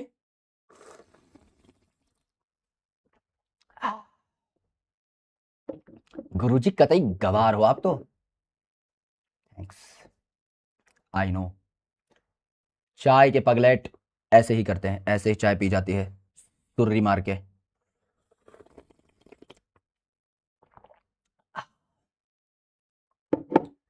भाड़ में गई डिग्री विग्री। चाय तो चाव से पिए लाला, ऐसी चाय पियो कि आजू बाजू समाज को एक संदेश मिले। ये सिर्फ चाय नहीं, ये एक पहल है, ये अपने आप में ही बड़ी बातचीत है। चाय को सुर्री मार के ना पिया तो क्या पिया? आके दुनिया में भी अगर भाई ने बनाई तो लेडी फिंगर ही है वैसे, और ठीक है। गरीब को कोई इज्जत से चाय पूछ ले, वही बहुत बड़ी बात है ना? आ जाओ आ जाओ दोस्तों, आ जाओ। तो माइटोकॉन्ड्रिया डन है, कुछ भी नहीं था सर ये तो मैंने कब कहा कि कुछ था? सच में कुछ नहीं था भाई, एकदम खत्म टॉपिक है। तो माइटोकॉन्ड्रिया तो कुछ था ही नहीं। यहां पर आपको क्लोरोप्लास्ट में, प्लास्टिड में तब भी एक आधी चीज देखने को मिल जाएगी ढंग की, लेकिन mitochondria is supremely easy topic. Doubt लेंगे एक बार, हम क्लोरोप्लास्ट कंप्लीट कर लेते हैं, कुछ सवाल कर लेते हैं, उसके बाद आपके डाउट ले लेंगे। दो छोटे छोटे टॉपिक बचेंगे, वो चाहे तो हम कल पे भी टाल सकते हैं, कोई बहुत बड़ी बात नहीं है। साइटोस्केलेटल और पेरोक्सिसोम आज पढ़ोगे, आज पढ़ लो, कल पढ़ोगे, कल पढ़ लेना, कोई बहुत बड़ी दिक्कत परेशानी इसमें आएगी नहीं। यस, आ जाओ मेरे भाई। सबसे पहले हम लोग यहां पर चर्चा कर लेते हैं प्लास्टिड की। प्लास्टिड का ही एग्जाम्पल क्या क्लोरोप्लास्ट था? नाम में ही प्लास्ट आ रहा है। यस गुरुजी, प्लास्ट आ रहा है। क्लोरोप्लास्ट एक टाइप का प्लास्टिड ही है सर। ये पूरी की पूरी एक कैटेगरी है प्लास्टिड। इसमें क्लोरोप्लास्ट और उसके कई सारे सगे संबंधी आ रहे होते हैं। प्लास्टिड एक पूरी की पूरी कैटेगरी है, आप इसको क्लोरोप्लास्ट ही मानो। मुझे ये बताओ कि क्लोरोप्लास्ट जो है उसकी क्या विशेषताएं हैं, उसमें क्या क्या अच्छी बात है, मुझे बताइए। क्या it is a semi autonomous organelle? क्या ये बात हमने माइटोकॉन्ड्रिया के लिए पढ़ी थी और क्लोरोप्लास्ट के लिए? बिल्कुल sir, it is a semi autonomous organelle, हाँ के ना? यस गुरुजी, एकदम सही बात है, एकदम सही बात है कि एक सेमी ऑटोनॉमस ऑर्गेनेल है। दूसरा इंपॉर्टेंट पॉइंट, क्या it is a double membrane bound organelle? क्या it is a double membrane bound organelle? क्या यहां पर भी आपको दो मेम्ब्रेन देखने को मिलेंगी? हाँ गुरुजी, दो मेम्ब्रेन देखने को मिलेंगी, इस बात को भी हम समझ चुके हैं। यहां भी माइटोकॉन्ड्रिया से सिमिलैरिटी थी, इसमें भी कोई टेंशन है नहीं। क्या प्लास्टिड प्लांट में पाई जाती है, एनिमल में पाई जाती है? सी सी सी सी सी करके 5 डिफरेंसेस लिखवाए थे प्लांट और एनिमल सेल के बीच में। प्लांट में सेल वॉल थी, एनिमल में नहीं थी। प्लांट में क्लोरोप्लास्ट यानी प्लास्टिड था, एनिमल में नहीं था। सी फॉर सेंट्रल वैक्यूल, प्लांट में था, एनिमल में नहीं था। सी फॉर सेंट्रियल सेंट्रोसोम, एनिमल में था, प्लांट में नहीं था। सी फॉर कोलेस्ट्रॉल, एनिमल की मेम्ब्रेन में था, प्लांट में नहीं था। तो क्या प्लास्टिड प्लांट में होगी? बिल्कुल होगी गुरुजी, बिल्कुल होगी। आप यहां कह सकते हैं ये जो आपका प्लास्टिड है, it is present in all plants and euglenoids। पुरानी एनसीईआरटी में एक बात लिखी हुई थी कि यूग्लिनॉइड्स में भी प्लास्टिड देखने को मिलेंगे। क्या? बिल्कुल देखने को मिलेंगे गुरुजी, लेकिन पहले बता दीजिए यूग्लिनॉइड होते क्या हैं। आप में से कईयों को पता भी होगा और जिनको नहीं पता है उनके साथ मैं साझा कर देता हूं कि what are these euglenoids. Euglenoids में एक बहुत तगड़ा ऑर्गेनिज्म आता है जिसका नाम है यूग्लिना। और यूग्लिना क्या है आपको पता होगा, it is connecting link between plants and animals. It is connecting link between plants and animals, यानी प्लांट जैसे भी कैरेक्टर हैं इसमें और एनिमल जैसे भी कैरेक्टर हैं। प्लांट और एनिमल दोनों के बीच में लिंक प्रदान करता है कौन? यूग्लिनॉइड। समझ लीजिए मैं एक यूग्लिनॉइड हूं। अगर मैं एक यूग्लिनॉइड हूं और मेरे पास सनलाइट आ रही है, सूरज का प्रकाश आ रहा है, तो क्या उस सूरज के प्रकाश का इस्तेमाल करके, उस लाइट को इस्तेमाल करके मैं अपना खाना खुद बना सकता हूं? बना सकता हूं, क्योंकि मेरे पास प्लास्टिड है, क्लोरोप्लास्ट है। तो मैं क्या करूंगा? एक प्लांट की तरह बिहेव करूंगा, मैं फोटोसिंथेसिस करने लग जाऊंगा, यानी मैं सनलाइट को यूज करके, लाइट एनर्जी को यूज करके केमिकल एनर्जी बना लूंगा। लेकिन अगर समझ लीजिए लाइट नहीं है लेकिन मुझे भूख लगी है, रात को 3 बजे भूख लग चुकी है, सूरज की किरणें, सूरज की रोशनी है नहीं, तो क्या करूंगा? अपने से कमजोर आदमी पे अत्याचार करूंगा। अपने से कमजोर ऑर्गेनिज्म देखते हैं, चटका के उसका प्रेडेशन करके उसको मार के खा जाऊंगा, यानी एनिमल लाइक बिहेवियर शो करूंगा। इसीलिए इन्हें कहा जाता है मिक्सोट्रॉफिक।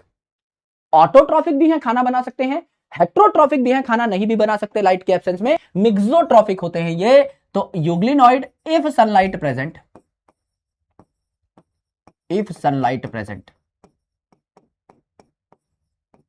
यहां क्या हो जाएगा? If sunlight present they will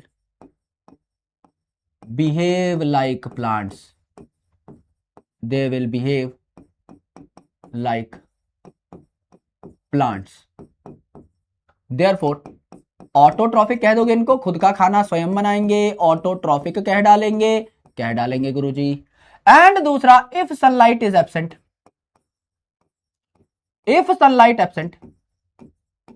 अगर लाइट जा चुकी है, बत्ती गुल हो चुकी है, तो दे विल प्रीडेट स्मॉलर ऑर्गेनिजम्स, खुद से छोटे ऑर्गेनिजम्स का सत्यानाश करेंगे। करेक्ट है गुरुजी, यानी एनिमल की तरह बिहेव करेंगे।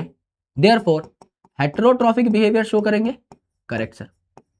और ऐसे ऑर्गेनिज्म जो हेट्रोट्रॉफिक हों, ऑटोट्रॉफिक हों, दोनों हों, ये कहलाएंगे मिक्सोट्रॉफिक, यानी इनका न्यूट्रिशन एक्चुअल में मिक्स्ड है। मन करता है तो खाना बना लेते हैं, मन करता है तो नहीं बनाते हैं। They have mixotrophic nutrition,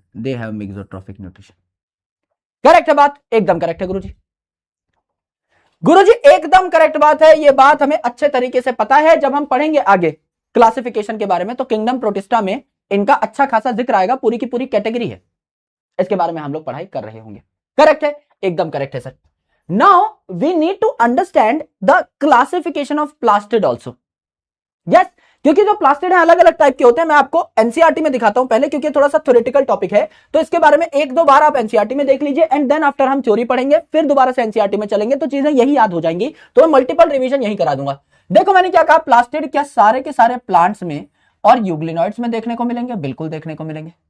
they are large in size, they are large in size, तो इनको स्पेसिफिकली स्टेन करने की जरूरत नहीं है। यह बात मैं आपको आगे बताऊंगा बकायदा, जब मैं क्लोरोप्लास्ट आपको पढ़ाऊंगा, प्लास्टिड के अंदर क्लोरोप्लास्ट पे जब हम चलेंगे तो मैं उसका साइज आपको बताऊंगा, तो ऑटोमेटिकली याद हो जाएगा कि हाँ भैया माइटोकॉन्ड्रिया से लंबा होता है, उससे बड़ा होता है। ठीक है, तो यह बात आप अभी के लिए छोड़ दो। मैंने कहा कि भैया प्लास्टिड जो है इनके तीन मेन कैटेगरीज और होती हैं, तीन मेन टाइप्स और होते हैं। नाम में घुस जाओ सबसे पहले, सर पे नारियल का तेल लगा के नाम में घुस जाओ। सबसे पहले क्लोरोप्लास्ट, इसमें कौन से पिगमेंट होते होंगे बताओ? क्लोरोप्लास्ट में मेन पिगमेंट कौन सा होता होगा? सर नाम ही है क्लोरो, यानी क्लोरोफिल इसमें सबसे ज्यादा होता होगा, क्लोरोफिल होगा। एंड कैरेट को कलर देने वाले कैरोटिनॉइड भी होंगे, लेकिन हरा ज्यादा होगा, हरा ज्यादा होगा, कैरेट लाइक कलर कम होगा, तो ओवरऑल शेड हरी हो जाएगी। जो आपका प्लांट है उसके पत्ते हरे क्यों होते हैं? हरे भरे पेड़ पौधों के जितने भी हरे भरे पार्ट्स हैं वो किस वजह से हरे होते हैं? क्लोरोफिल की वजह से होते हैं। तो नाम है क्लोरोप्लास्ट। ये कौन सा पिगमेंट स्टोर करेगा? सर क्लोरोफिल स्टोर करेगा। कैरोटिनॉइड भी होंगे लेकिन मात्रा थोड़ी कम होगी। दूसरा है क्रोमोप्लास्ट, दूसरा है क्रोमोप्लास्ट। और क्रोमा का मतलब क्या होता है? सर आपने क्रोमोसोम पढ़ाया कि उसको बेसिक डाई से स्टेन कर सकते हैं। आपने क्रोमेटोफोर पढ़ाया गुरुजी, आपने बताया कि उस पे कलरफुल पिगमेंट पाए जाते हैं बैक्टीरिया के अंदर। क्रोमा का मतलब ही होता है कलर, तो क्रोमोप्लास्ट मतलब अब हरे, यानी क्लोरोफिल को छोड़ करके जितने भी रंग बिरंगे पिगमेंट होंगे वो यहां देखने को मिलेंगे। फैट सॉल्युबल ही होते हैं लगभग सारे के सारे पिगमेंट। ये बात मैंने आपको बताई थी एंथोसाइनिन पढ़ाते टाइम वैक्यूल में, कि एंथोसाइनिन एक पिगमेंट था जो वैक्यूल में पाया जा रहा था। तो वैक्यूल में तो पानी भरा हुआ है, तो वो वाटर सॉल्युबल पिगमेंट था। मैंने बताया था ज्यादातर पिगमेंट आपके क्या होते हैं? फैट सॉल्युबल या लिपिड सॉल्युबल होते हैं। तो मेरे भाई इसमें कैरोटिनॉइड ज्यादा देखने को मिलेंगे। यहां कम थे ना, यहां कैरोटिनॉइड ज्यादा है। जैसे कैरोटीन, ज़ैंथोफिल, ये कैरोटिनॉइड के ही टाइप है। करेक्ट। एंड अदर पिगमेंट भी पाए जा सकते हैं, आपके रंग बिरंगे पाए जा सकते हैं, जो yellow, orange, red colour provide कर सकते हैं। जैसे मिर्ची में लाल कलर होता है, टमाटर में लाल कलर होता है, ऑरेंज ऑरेंज कलर की होती है। यस, येलो कलर की जो शिमला मिर्च है वो येलो कलर की होती है। किस वजह से? इन पिगमेंट्स की वजह से, आपके क्रोमोप्लास्ट की वजह से। जो हरी शिमला मिर्च है वो हरी किस वजह से है? क्लोरोप्लास्ट की वजह से। जो लाल शिमला मिर्च है, पीली शिमला मिर्च है, खाई नहीं है हम में से, हम बराबर गरीब है भाई, खाई नहीं अपने में से किसी ने। मैंने तो कटती देखी है बस, मम्मी देखती थी खाना खजाना पहले, तो कभी संडे वनडे को हम भी बैठ जाते थे टीवी के आगे, तो हम देखते थे हाँ भैया संजीव कपूर साहब कुछ तो बना रहे हैं, कुछ तो तगड़ा सा मसाला बन रहा है आज। तो भरमा बना रहे थे एक दिन शिमला मिर्च, तो उस दिन पता लगा, अरे बाप रे इतने अलग अलग कलर की भी शिमला मिर्च, अलग ही लेवल की कलर की शिमला मिर्च आती है। तो हम गरीबों की जो शिमला मिर्च आती है उसमें क्लोरोप्लास्ट होता है, अमीरों की जो शिमला मिर्च आती है उसमें क्रोमोप्लास्ट होता है ना, अलग ही कलर की होती है। यस गुरुजी, ये तो हम रिलेट कर गए झटपट, गरीबी वाली बात तो सारे रिलेट कर जाते हैं एक साथ बैठ के, है ना। यस, ल्यूकोप्लास्ट, नाम में घुस जाओ। ल्यूको का मतलब गुरुजी ल्यूकोसाइट सुना हुआ है हमारा, अपने शरीर में पाए जाते हैं, हमने डिफेंस मैकेनिज्म बॉडीगार्ड रख रखे हैं अंदर एकदम तगड़ी बॉडी वाले।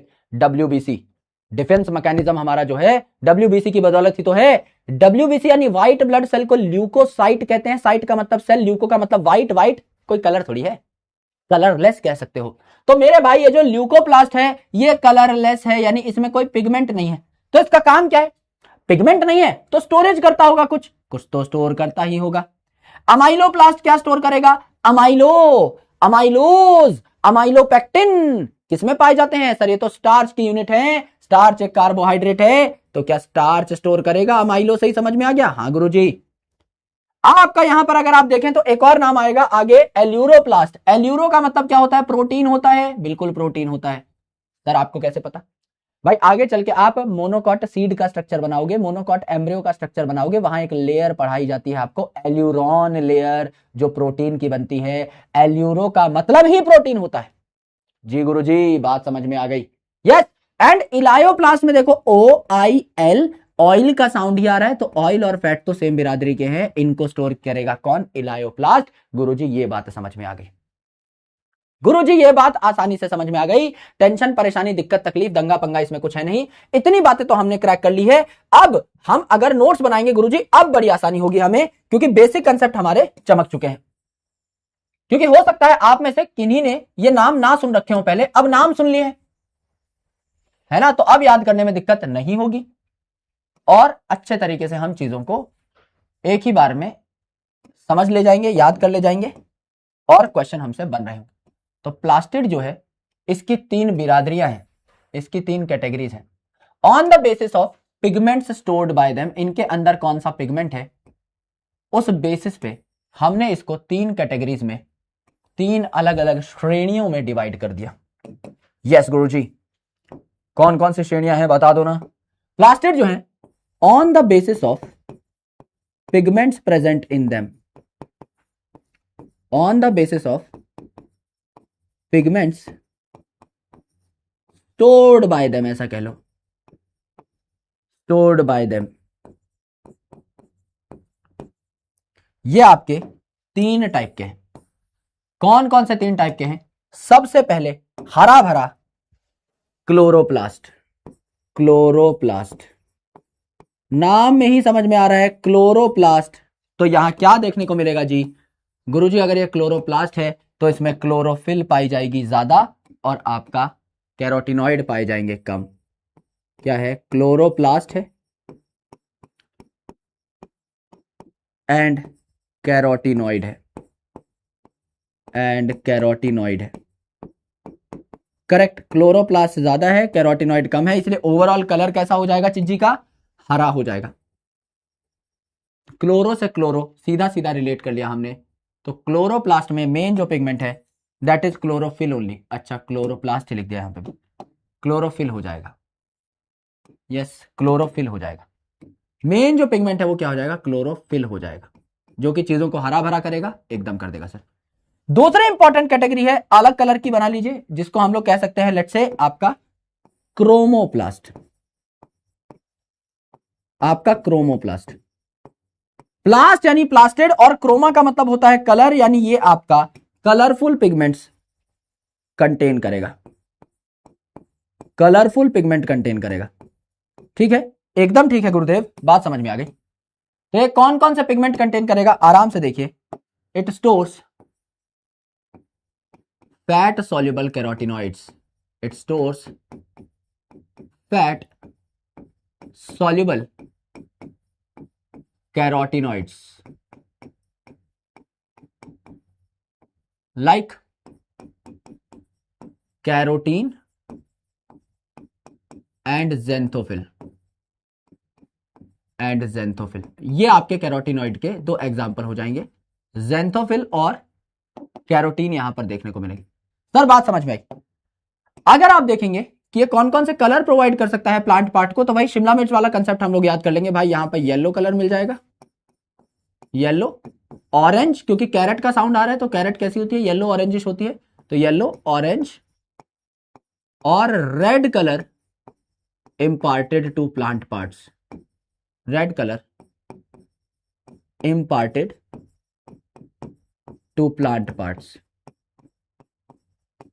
करेक्ट, करेक्ट है सर। ये बात भी सीधा सीधा लॉजिक से ही समझ में आ जाती है, इसमें भी कोई दिक्कत दंगा पंगा है नहीं।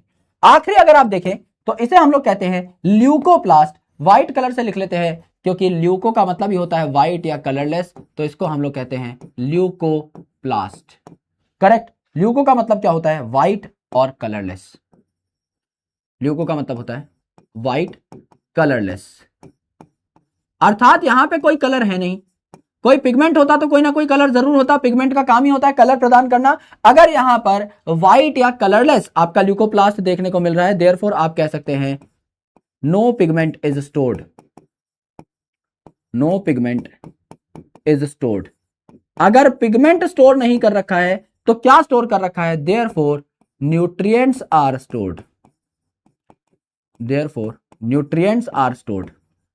इसमें अगर पिगमेंट स्टोर नहीं हो रहे हैं तो और क्या स्टोर हो रहा है? भैया खाने पीने की चिज्जी स्टोर हो रही है। तो वो चिज्जी के नाम के बेसिस पे हमने ल्यूकोप्लास्ट को भी 3 कैटेगरी में डिवाइड कर दिया है। तो इसको भी थोड़ा अच्छे तरीके से हम लोग बना लेते हैं और थोड़ी जगह लेकर के लिख लेते हैं कि एग्जैक्टली इसने क्या क्या स्टोर किया है। Alright, so there are 3 different categories, let's talk about them अच्छे तरीके से। सबसे पहली चीज यहां पर जो बन सकती है वो बन सकती है आपकी कौन सी ल्यूकोप्लास्ट, आपका अमाइलोप्लास्ट। और अमाइलोप्लास्ट क्या स्टोर करेगा, अमाइलोज और अमाइलोपेक्टिन किसकी यूनिट है, स्टार्च की यानी कार्बोहाइड्रेट की। तो it stores starch, it stores starch या कार्बोहाइड्रेट, जिनको प्यार से शॉर्ट फॉर्म में कार्ब्स भी कह सकते हो। अमाइलोप्लास्ट के बाद आता है आपका एल्यूरोप्लास्ट, और एल्यूरो का मतलब ही होता है प्रोटीन। तो एल्यूरोप्लास्ट क्या स्टोर कर रहा होगा, एल्यूरोप्लास्ट जो है it stores proteins, it stores proteins. एल्यूरो का मतलब ही प्रोटीन होता है, it will store protein. Correct है, एकदम करेक्ट है। एंड लास्ट वाला जो है ये हो जाएगा आपका इलायोप्लास्ट, इलायोप्लास्ट। और इलायोप्लास्ट के नाम में घुस जाओ भैया, खोपड़ी पे नारियल का तेल लगा के, OIL का साउंड यहां पे सीधा सीधा आ रहा है। तो it will store oil and fat, it will store oil and fat, yes it will store oil and fat. Correct है, एकदम करेक्ट है सर। बात समझ में आ गई सर, बात समझ में आ गई। यहां तक अगर आपने लिख लिया है बहुत अच्छी बात है। मैं आपको दोबारा से लेकर के आता हूं on the very same slide. पहले पिछली वाली स्लाइड रिपीट करवा देता हूं, 4 पॉइंट है, उसके बाद इसको रिपीट करेंगे। इसको लिखने का भी टाइम आपको मिल जाएगा, आराम से देखिए। मैंने क्या कहा, प्लास्टिड जो है यानी क्लोरोप्लास्ट जो है क्या एक सेमी ऑटोनॉमस ऑर्गेनेल है, क्या ये भी अपने 50% प्रोटीन खुद बना लेगी, बिल्कुल बना लेगी। क्या यहां भी डबल मेम्ब्रेन बाउंड ऑर्गेनेल है ये एक, बिल्कुल। इसमें भी 2 मेम्ब्रेन देखने को मिलेंगी, बिल्कुल मिलेंगी। सारे के सारे प्लांट्स में एंड यूग्लिनॉइड्स में क्या आपको प्लास्टिड देखने को मिलेंगे, बिल्कुल मिलेंगे। क्योंकि यूग्लिनॉइड भी जब इनके आसपास सनलाइट पाई जा रही होती है तो ये भी सनलाइट को यूज करके खाना बनाते हैं, तो इनमें भी प्लास्टिड होने तो चाहिए। जब सनलाइट है तो प्लास्टिड इस्तेमाल हो जाएंगे, जब सनलाइट नहीं है तो प्लास्टिड इस्तेमाल नहीं हो रहे होंगे। तो प्लास्टिड्स अलग अलग टाइप के हो सकते हैं। क्लोरोप्लास्ट जिसमें क्लोरोफिल पिगमेंट ज्यादा है, कैरोटिनॉइड थोड़ा कम, दोनों होंगे, लेकिन क्लोरोफिल इसका प्राइम पिगमेंट है, तो ये प्लांट के पार्ट्स को हरा कलर प्रोवाइड करता है। क्रोमोप्लास्ट, क्रोमा का मतलब ही होता है कलरफुल, तो हरे के अलावा जितने भी रंग हैं वो कौन प्रदान कर रहा होता है, आपका क्रोमोप्लास्ट प्रोवाइड कर रहा होता है। तो इसमें फैट सॉल्युबल कैरोटिनॉइड्स आपको देखने को मिलते हैं, जैसे कैरोटीन एंड ज़ेंथोफिल। तो ये अलग अलग प्लांट पार्ट्स को येलो, ऑरेंज या रेड कलर प्रदान करते हैं। एकदम सही बात है सर। एंड ल्यूकोप्लास्ट में ल्यूको का मतलब होता है व्हाइट यानी कलरलेस, यानी इनका खुद का कोई कलर नहीं है, यानी इनमें कोई पिगमेंट नहीं है। तो एक काम क्या करते हैं, फूड स्टोर करते हैं। कार्बोहाइड्रेट स्टोर करेंगे तो अमाइलोप्लास्ट कहा जाएगा इस ल्यूकोप्लास्ट को। अगर ये प्रोटीन स्टोर करेंगे तो एल्यूरोप्लास्ट, अगर ये ऑयल एंड फैट स्टोर करेंगे तो इलायोप्लास्ट कहा जाएगा। सर सारी बातें नाम से ही डिकोड हो रही हैं, कुछ करने की जरूरत है नहीं, कुछ करने की जरूरत नहीं। अब आपको एक सवाल बताता हूं जो कि एम्स में पूछा जाता है, मतलब पूछा जाता था, जो कि आपका एक PYQ है एम्स का। आराम से देखिए, पहले दिमाग लगाइए, क्या ये जो आपके अलग अलग प्लास्टिड हैं ये एक दूसरे में इंटर कन्वर्ट हो सकते हैं, हाँ कि ना? क्या एक प्लास्टिड से मैं दूसरा प्लास्टिड तैयार कर सकता हूं? समझ लीजिए मेरे दोस्त, आपके घर पे एक मिर्ची का पौधा है, अगर उस पर पहले मिर्ची लगी, छोटी सी टुंडी निकली हुई है उसकी बस, तो क्या वो आपकी हरे कलर की मिर्ची होगी? यस। और बाद में क्या वो लाल कलर की मिर्ची में तब्दील हो सकती है? Yes sir. इसका मतलब जब वो मिर्ची हरी थी तो उसमें क्लोरोप्लास्ट का कंटेंट ज्यादा था, बिल्कुल। और बाद में जब वो लाल कलर की हो गई, रेड कलर की हो गई, तो क्या मेरे भाई उसमें आपका कैरोटिनॉइड का मात्रा ज्यादा हो गई? बिल्कुल ज्यादा हो गई सर। तो आप क्या कह सकते हैं, वन टाइप ऑफ, आप यहां पर कह सकते हैं नोट में, one type of plastid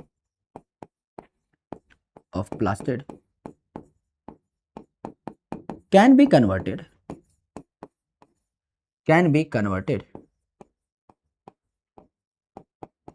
into other type of plastid,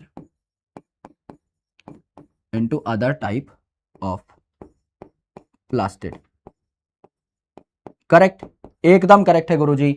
example आप बना सकते हैं यहां पे हरी चिल्ली से रेड चिल्ली। एग्जाम्पल क्या है आपकी, ग्रीन चिल्ली। इससे आपने क्या कर दिया, इससे आपने कन्वर्जन करके बना दी क्या, रेड चिल्ली। तो ग्रीन कलर का जो आपका क्लोरोप्लास्ट था वो आपका क्रोमोप्लास्ट में कन्वर्ट हो गया होगा, बिल्कुल हो गया होगा sir. This is a note. I hope आप सभी लोगों ने ये बात लिख ली होगी। इतनी बातें हमने पढ़ी, इतनी बात हमने सीखी। सिमिलरली कई बच्चे कह रहे हैं येलोइंग ऑफ लीव्स, भाई वो जो है उसका कारण थोड़ा सा अलग है ना। वहां पर क्या होता है, क्लोरोफिल डिग्रेड हो जाता है, तो क्लोरोफिल अपने कलर को, अपनी प्रॉपर्टी को लूज कर देता है, कुछ और नहीं आता वहां पे। Yes, there are different reasons for that, पर हालांकि आपने दिमाग अच्छा लगाया, मैं पूरी तारीफ करूंगा इस चीज में आपकी। यस, आ जाइए कि भैया क्लोरोफिल डिग्रेड हो जाता है ना, तो बाकी पिगमेंट एज इट इज पड़े हुए हैं, क्लोरोफिल ही गायब हो गया तो दूसरे पिगमेंट्स ने उसकी जगह ले ली।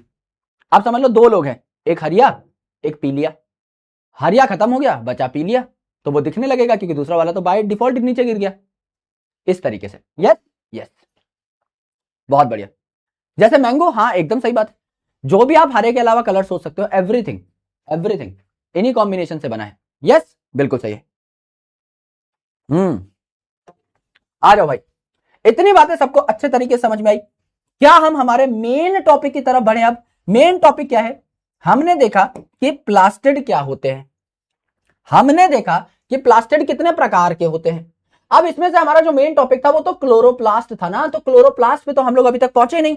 तो जैसे हमने माइटोकॉन्ड्रिया को पढ़ा था, पहले माइटोकॉन्ड्रिया का जनरल इंट्रोडक्शन और फिर माइटोकॉन्ड्रिया की यहां पर डायग्रामेटिक रिप्रेजेंटेशन, यही सेम चीज हमको क्या क्लोरोप्लास्ट के लिए करनी होगी? बिल्कुल करनी होगी। एक स्लाइड में हम लोग क्लोरोप्लास्ट की सारी बातें लिखेंगे और अगली स्लाइड में हम लोग डायग्राम बनाकर क्लोरोप्लास्ट के चीथड़े उड़ा देंगे, खत्म कर देंगे उसको। यस एकदम सही है। आ जाओ भैया, हमारा मेन मुद्दा जो है उसके बारे में हम लोग पढ़ाई कर लेते हैं। It's called chloroplast. क्लोरोप्लास्ट हमारा मेन प्लास्टिड जिसके बारे में आज चर्चा करने के लिए हम यहां पर पहुंचे हैं, दैट इज क्लोरोप्लास्ट। वही सेम चीजें माइटोकॉन्ड्रिया में जो जो लिखी थी, शेप, साइज, नंबर, वही सारी चीजें। सबसे पहले आ जाते हैं साइज पे, सबसे पहले आ जाते हैं साइज पे। माइटोकॉन्ड्रिया को उसकी औकात दिखा देते हैं।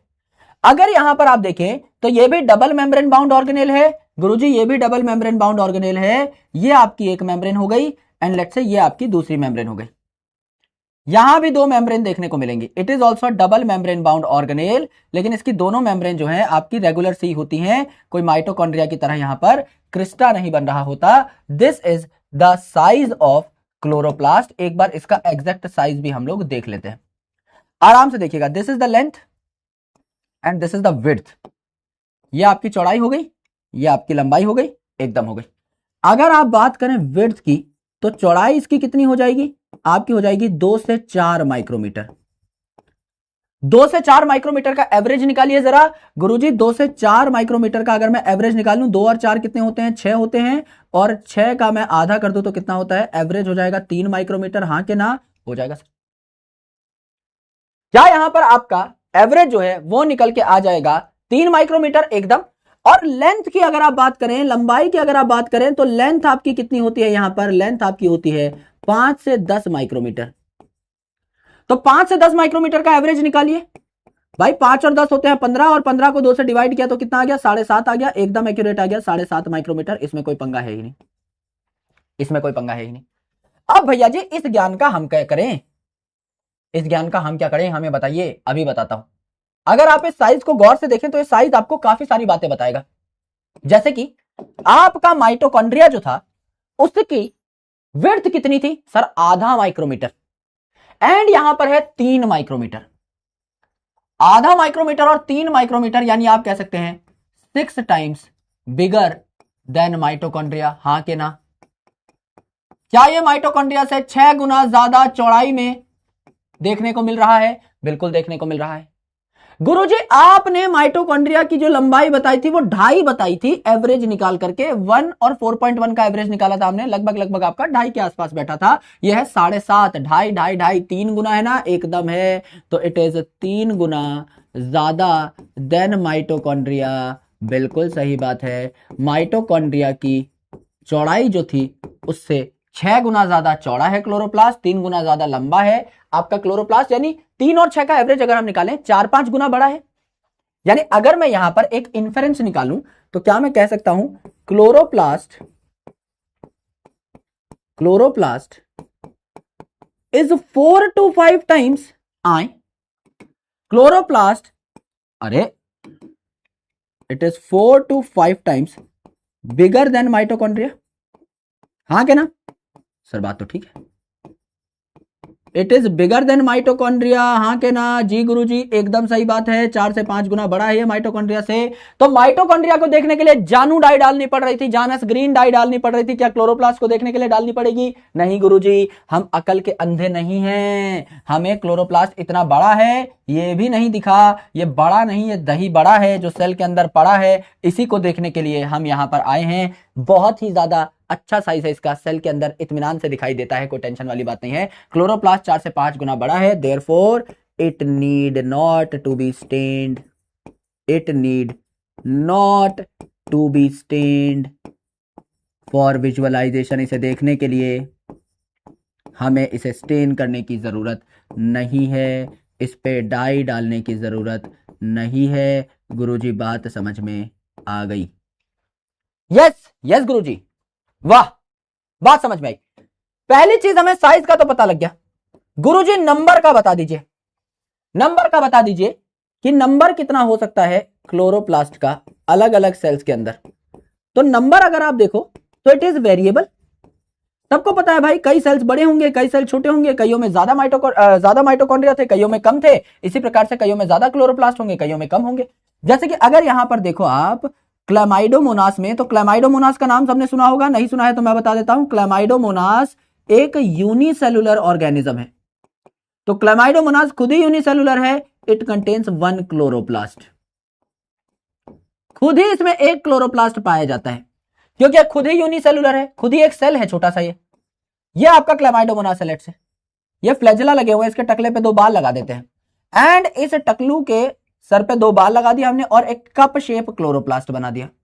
कप शेप है, जैसे इसके अंदर कुछ रख के पिया जा सकता है। देखो ये बीच में जगह है ना, कप शेप बना है, it is called as cup shape chloroplast. Cooler जैसा ये जो स्ट्रक्चर बन गया है, it is cup shaped chloroplast. Correct sir, ये बात समझ में आ गई। कप शेप्ड क्लोरोप्लास्ट है इसमें, किसमें? आपके क्लैमाइडोमोनास में। बात चमकी सर। दूसरी इंपॉर्टेंट चीज, अगर आप नॉर्मल अपने लीफ के किसी मीजोफिल सेल को देखें, जब हमारा पहला लेक्चर चल रहा था, जब हम नए नए आए ही थे, जस्ट 11वीं क्लास के सिलेबस में हमने कदम रखा था, तो मैंने आपको अलग अलग सेल्स के शेप और साइजेस बताए थे। तो मैंने आपको राउंड या ओवल सेल बताया था, एक जिसका नाम था मीजोफिल सेल, जिसकी बाउंड्री पे क्लोरोप्लास्ट पाए जा रहे थे। एनसीईआरटी का ही डायग्राम है और आपकी कॉपी में बनवाया हुआ है, मैंने अपने हाथों से बनाया था स्वयं, मुझे याद है। तो यहां पर अगर आप देखें, तो अगर आप बात कर रहे होंगे मीजोफिल सेल्स की, mesophyll cells of leaf can have 20 से 40 क्लोरोप्लास्ट। एक मीजोफिल सेल में 20 से 40 क्लोरोप्लास्ट भी हो सकते हैं। गुरुजी बात समझ में आ जाती है बढ़िया तरीके से।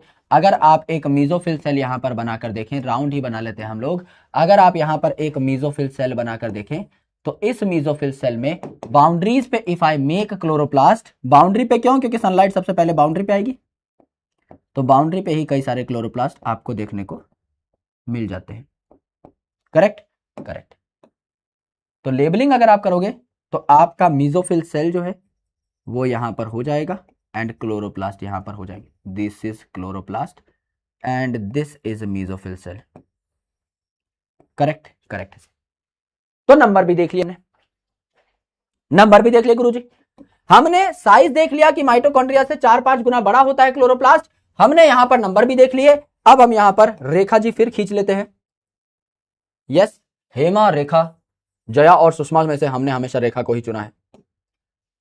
हेमा, जया और सुषमा बुरा मान जाती हैं हर बार। यस, आइए अगर हम यहां पर बात करें इन पर्टिकुलर क्लोरोप्लास्ट के शेप की, इन पर्टिकुलर क्लोरोप्लास्ट के शेप की, तो शेप जो है दे आर ऑल्सो वेरिएबल। अलग अलग सेल्स में अलग अलग प्रकार की क्लोरोप्लास्ट की शेप देखने को मिलेंगी, दे आर ऑल्सो वेरिएबल, एकदम आपको वेरिएबल देखने को मिलेंगी। फॉर एग्जाम्पल यहां पर मैं बता देता हूं, आराम से सुनिए, 1-2 ही सुन लो आप, बाद में आपको डिटेल में समझा दिए जाएंगे। 1-2 सुनिए। जैसे कप शेप, यूजुअली आप मेजॉरिटी में देखिए, सबसे पहले मेजॉरिटी में कैसा आपको क्लोरोप्लास्ट देखने को मिलता है? लेंस शेप्ड या आपका डिस्क शेप्ड,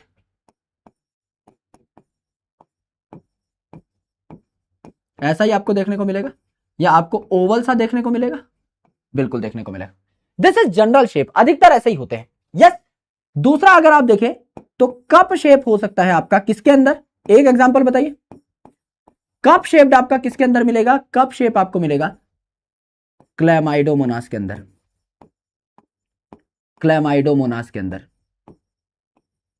आपको स्पाइरल शेप कहां देखने को मिलेगा, स्पाइरल शेप कहां देखने को मिलेगा, नाम में घुस जाओ, खोपड़ी पे चमेली का तेल लगा के। स्पाइरल, स्पाइरोगायरा में नहीं देखने को मिलेगा क्या, बिल्कुल देखने को मिल जाएगा सर, स्पाइरोगायरा में देखने को मिल जाएगा। एंड मेरे भाई चौथा अगर आप देखें यहां पर तो आप स्टार शेप बोल सकते हैं।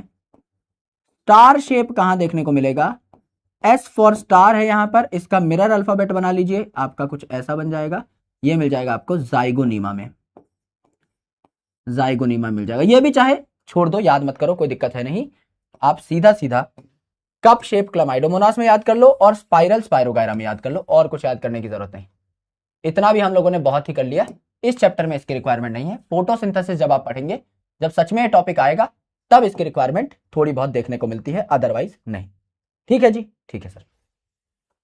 हमने क्या बताया, हमने 3 पॉइंट यहां पर बताए हैं।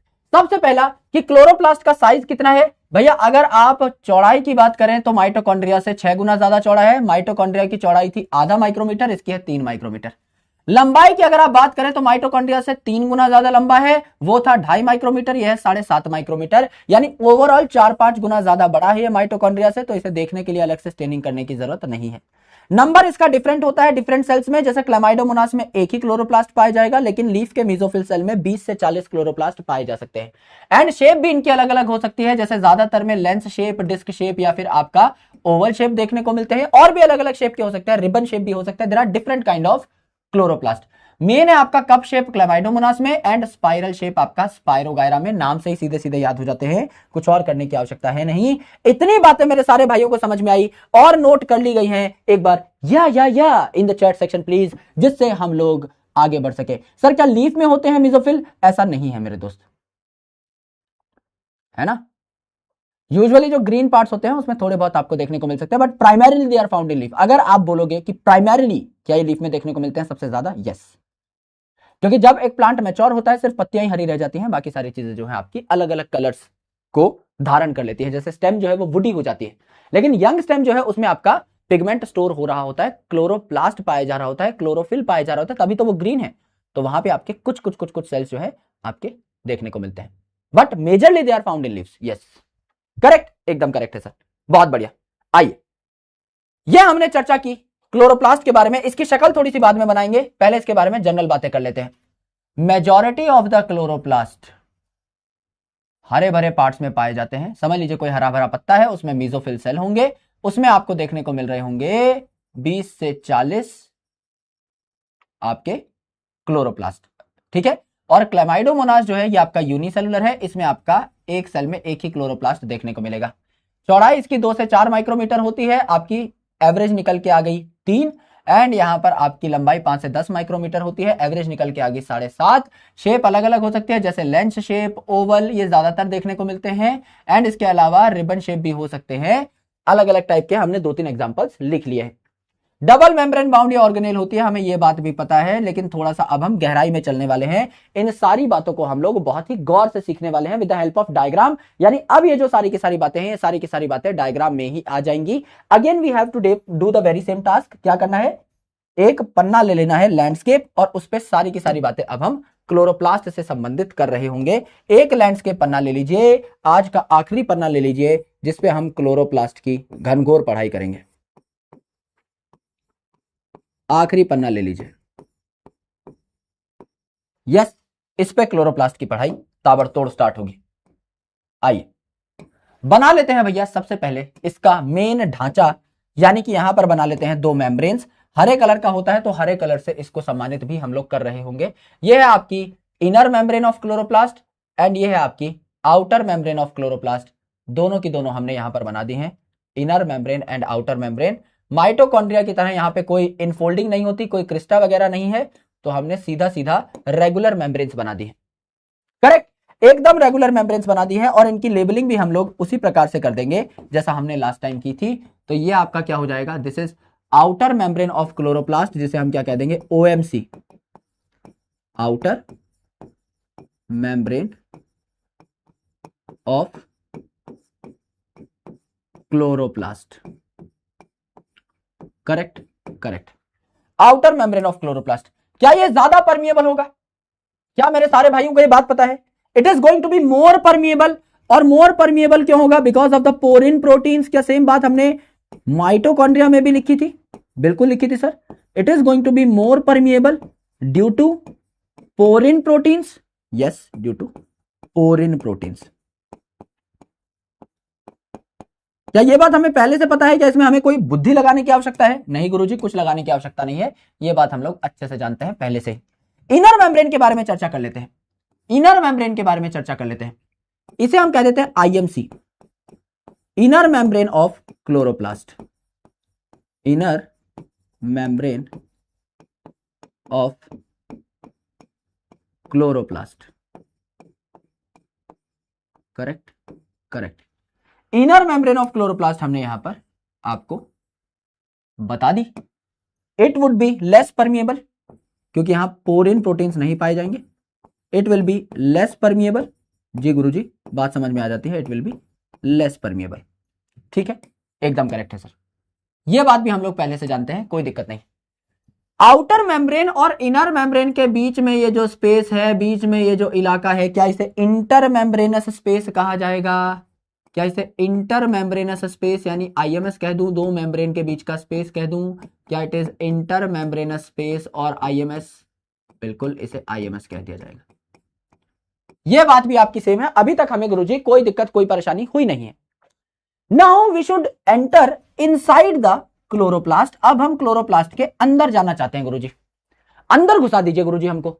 अगर क्लोरोप्लास्ट के अंदर आप देखें तो सिक्कों जैसे स्ट्रक्चर हैं, ये छोटे छोटे सिक्कों जैसे स्ट्रक्चर हैं जो एक के ऊपर एक के ऊपर एक के ऊपर एक लगे हुए होते हैं। ये सिक्का, ये सिक्का, ये सिक्का, ये सिक्का, ये सिक्का, ऐसा स्ट्रक्चर बना हुआ है। बिल्कुल बना हुआ है सर।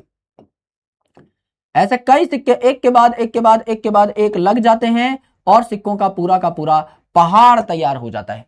करेक्ट है, एकदम करेक्ट है। ऐसा एक और पहाड़ हम लोग बना लेते हैं फॉर आवर रेफरेंस। समझ लीजिए यहां पर आपका एक सिक्का है, इसके बाद हम दूसरा सिक्का बना रहे हैं, इसके बाद हम तीसरा सिक्का बना रहे हैं। कई सिक्के बना दिए हैं। कबीर सिंह आता ही होगा अपनी बुलेट बाइक पे बैठ के।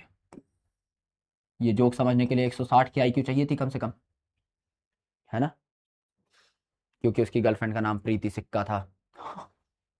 अरे गुरुजी, ये तो 2 लेयर का जोक है, ये तो जोक के अंदर जोक मार दिया। यस, आ जाओ। ये जो एक सिक्का है, ये जो एक सिक्का है, इस एक सिक्के को हमने क्या कहा? थाइलाकॉइड। ये जो एक सिक्का है, वन डिस्क लाइक या सैक लाइक, बीच में इलाका है ना, थैले जैसा स्ट्रक्चर जो है, वन डिस्क लाइक और sac like structure is called thylakoid. इस एक सिक्के को हम लोग क्या कहते हैं? थाइलाकॉइड कहते हैं। अगर एक सिक्के को हमने थाइलाकॉइड कहा तो इस थाइलाकॉइड का ये वाला पार्ट जो है, इसको हम लोग क्या कह देंगे? खुद बताइए। ये क्या हो जाएगी? थाइलाकॉइड की मेम्ब्रेन हो जाएगी। थाइलाकॉइड की मेम्ब्रेन हो जाएगी क्या? बिल्कुल हो जाएगी। इसे हम कह देते हैं थाइलाकॉइड की मेम्ब्रेन। एक सिक्के में जो सफेद वाला पार्ट है, इसको थाइलाकॉइड की मेम्ब्रेन कह दिया। बिल्कुल कह दिया।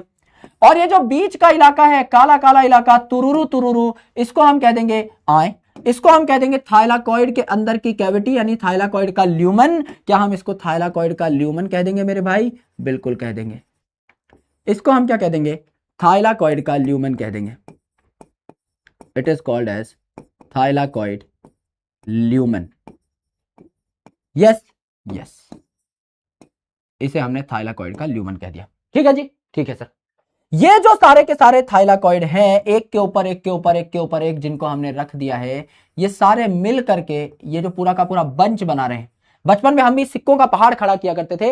एक सिक्के को थाइलाकॉइड कहा, उस पूरे पहाड़ को हम लोगों ने क्या कह दिया? दिस पहाड़, this bunch of thylakoids, this bunch of या स्टैक ऑफ, एक के ऊपर एक चिपका दिया है ना, दिस बंच ऑफ और स्टैक ऑफ थाइलाकॉइड्स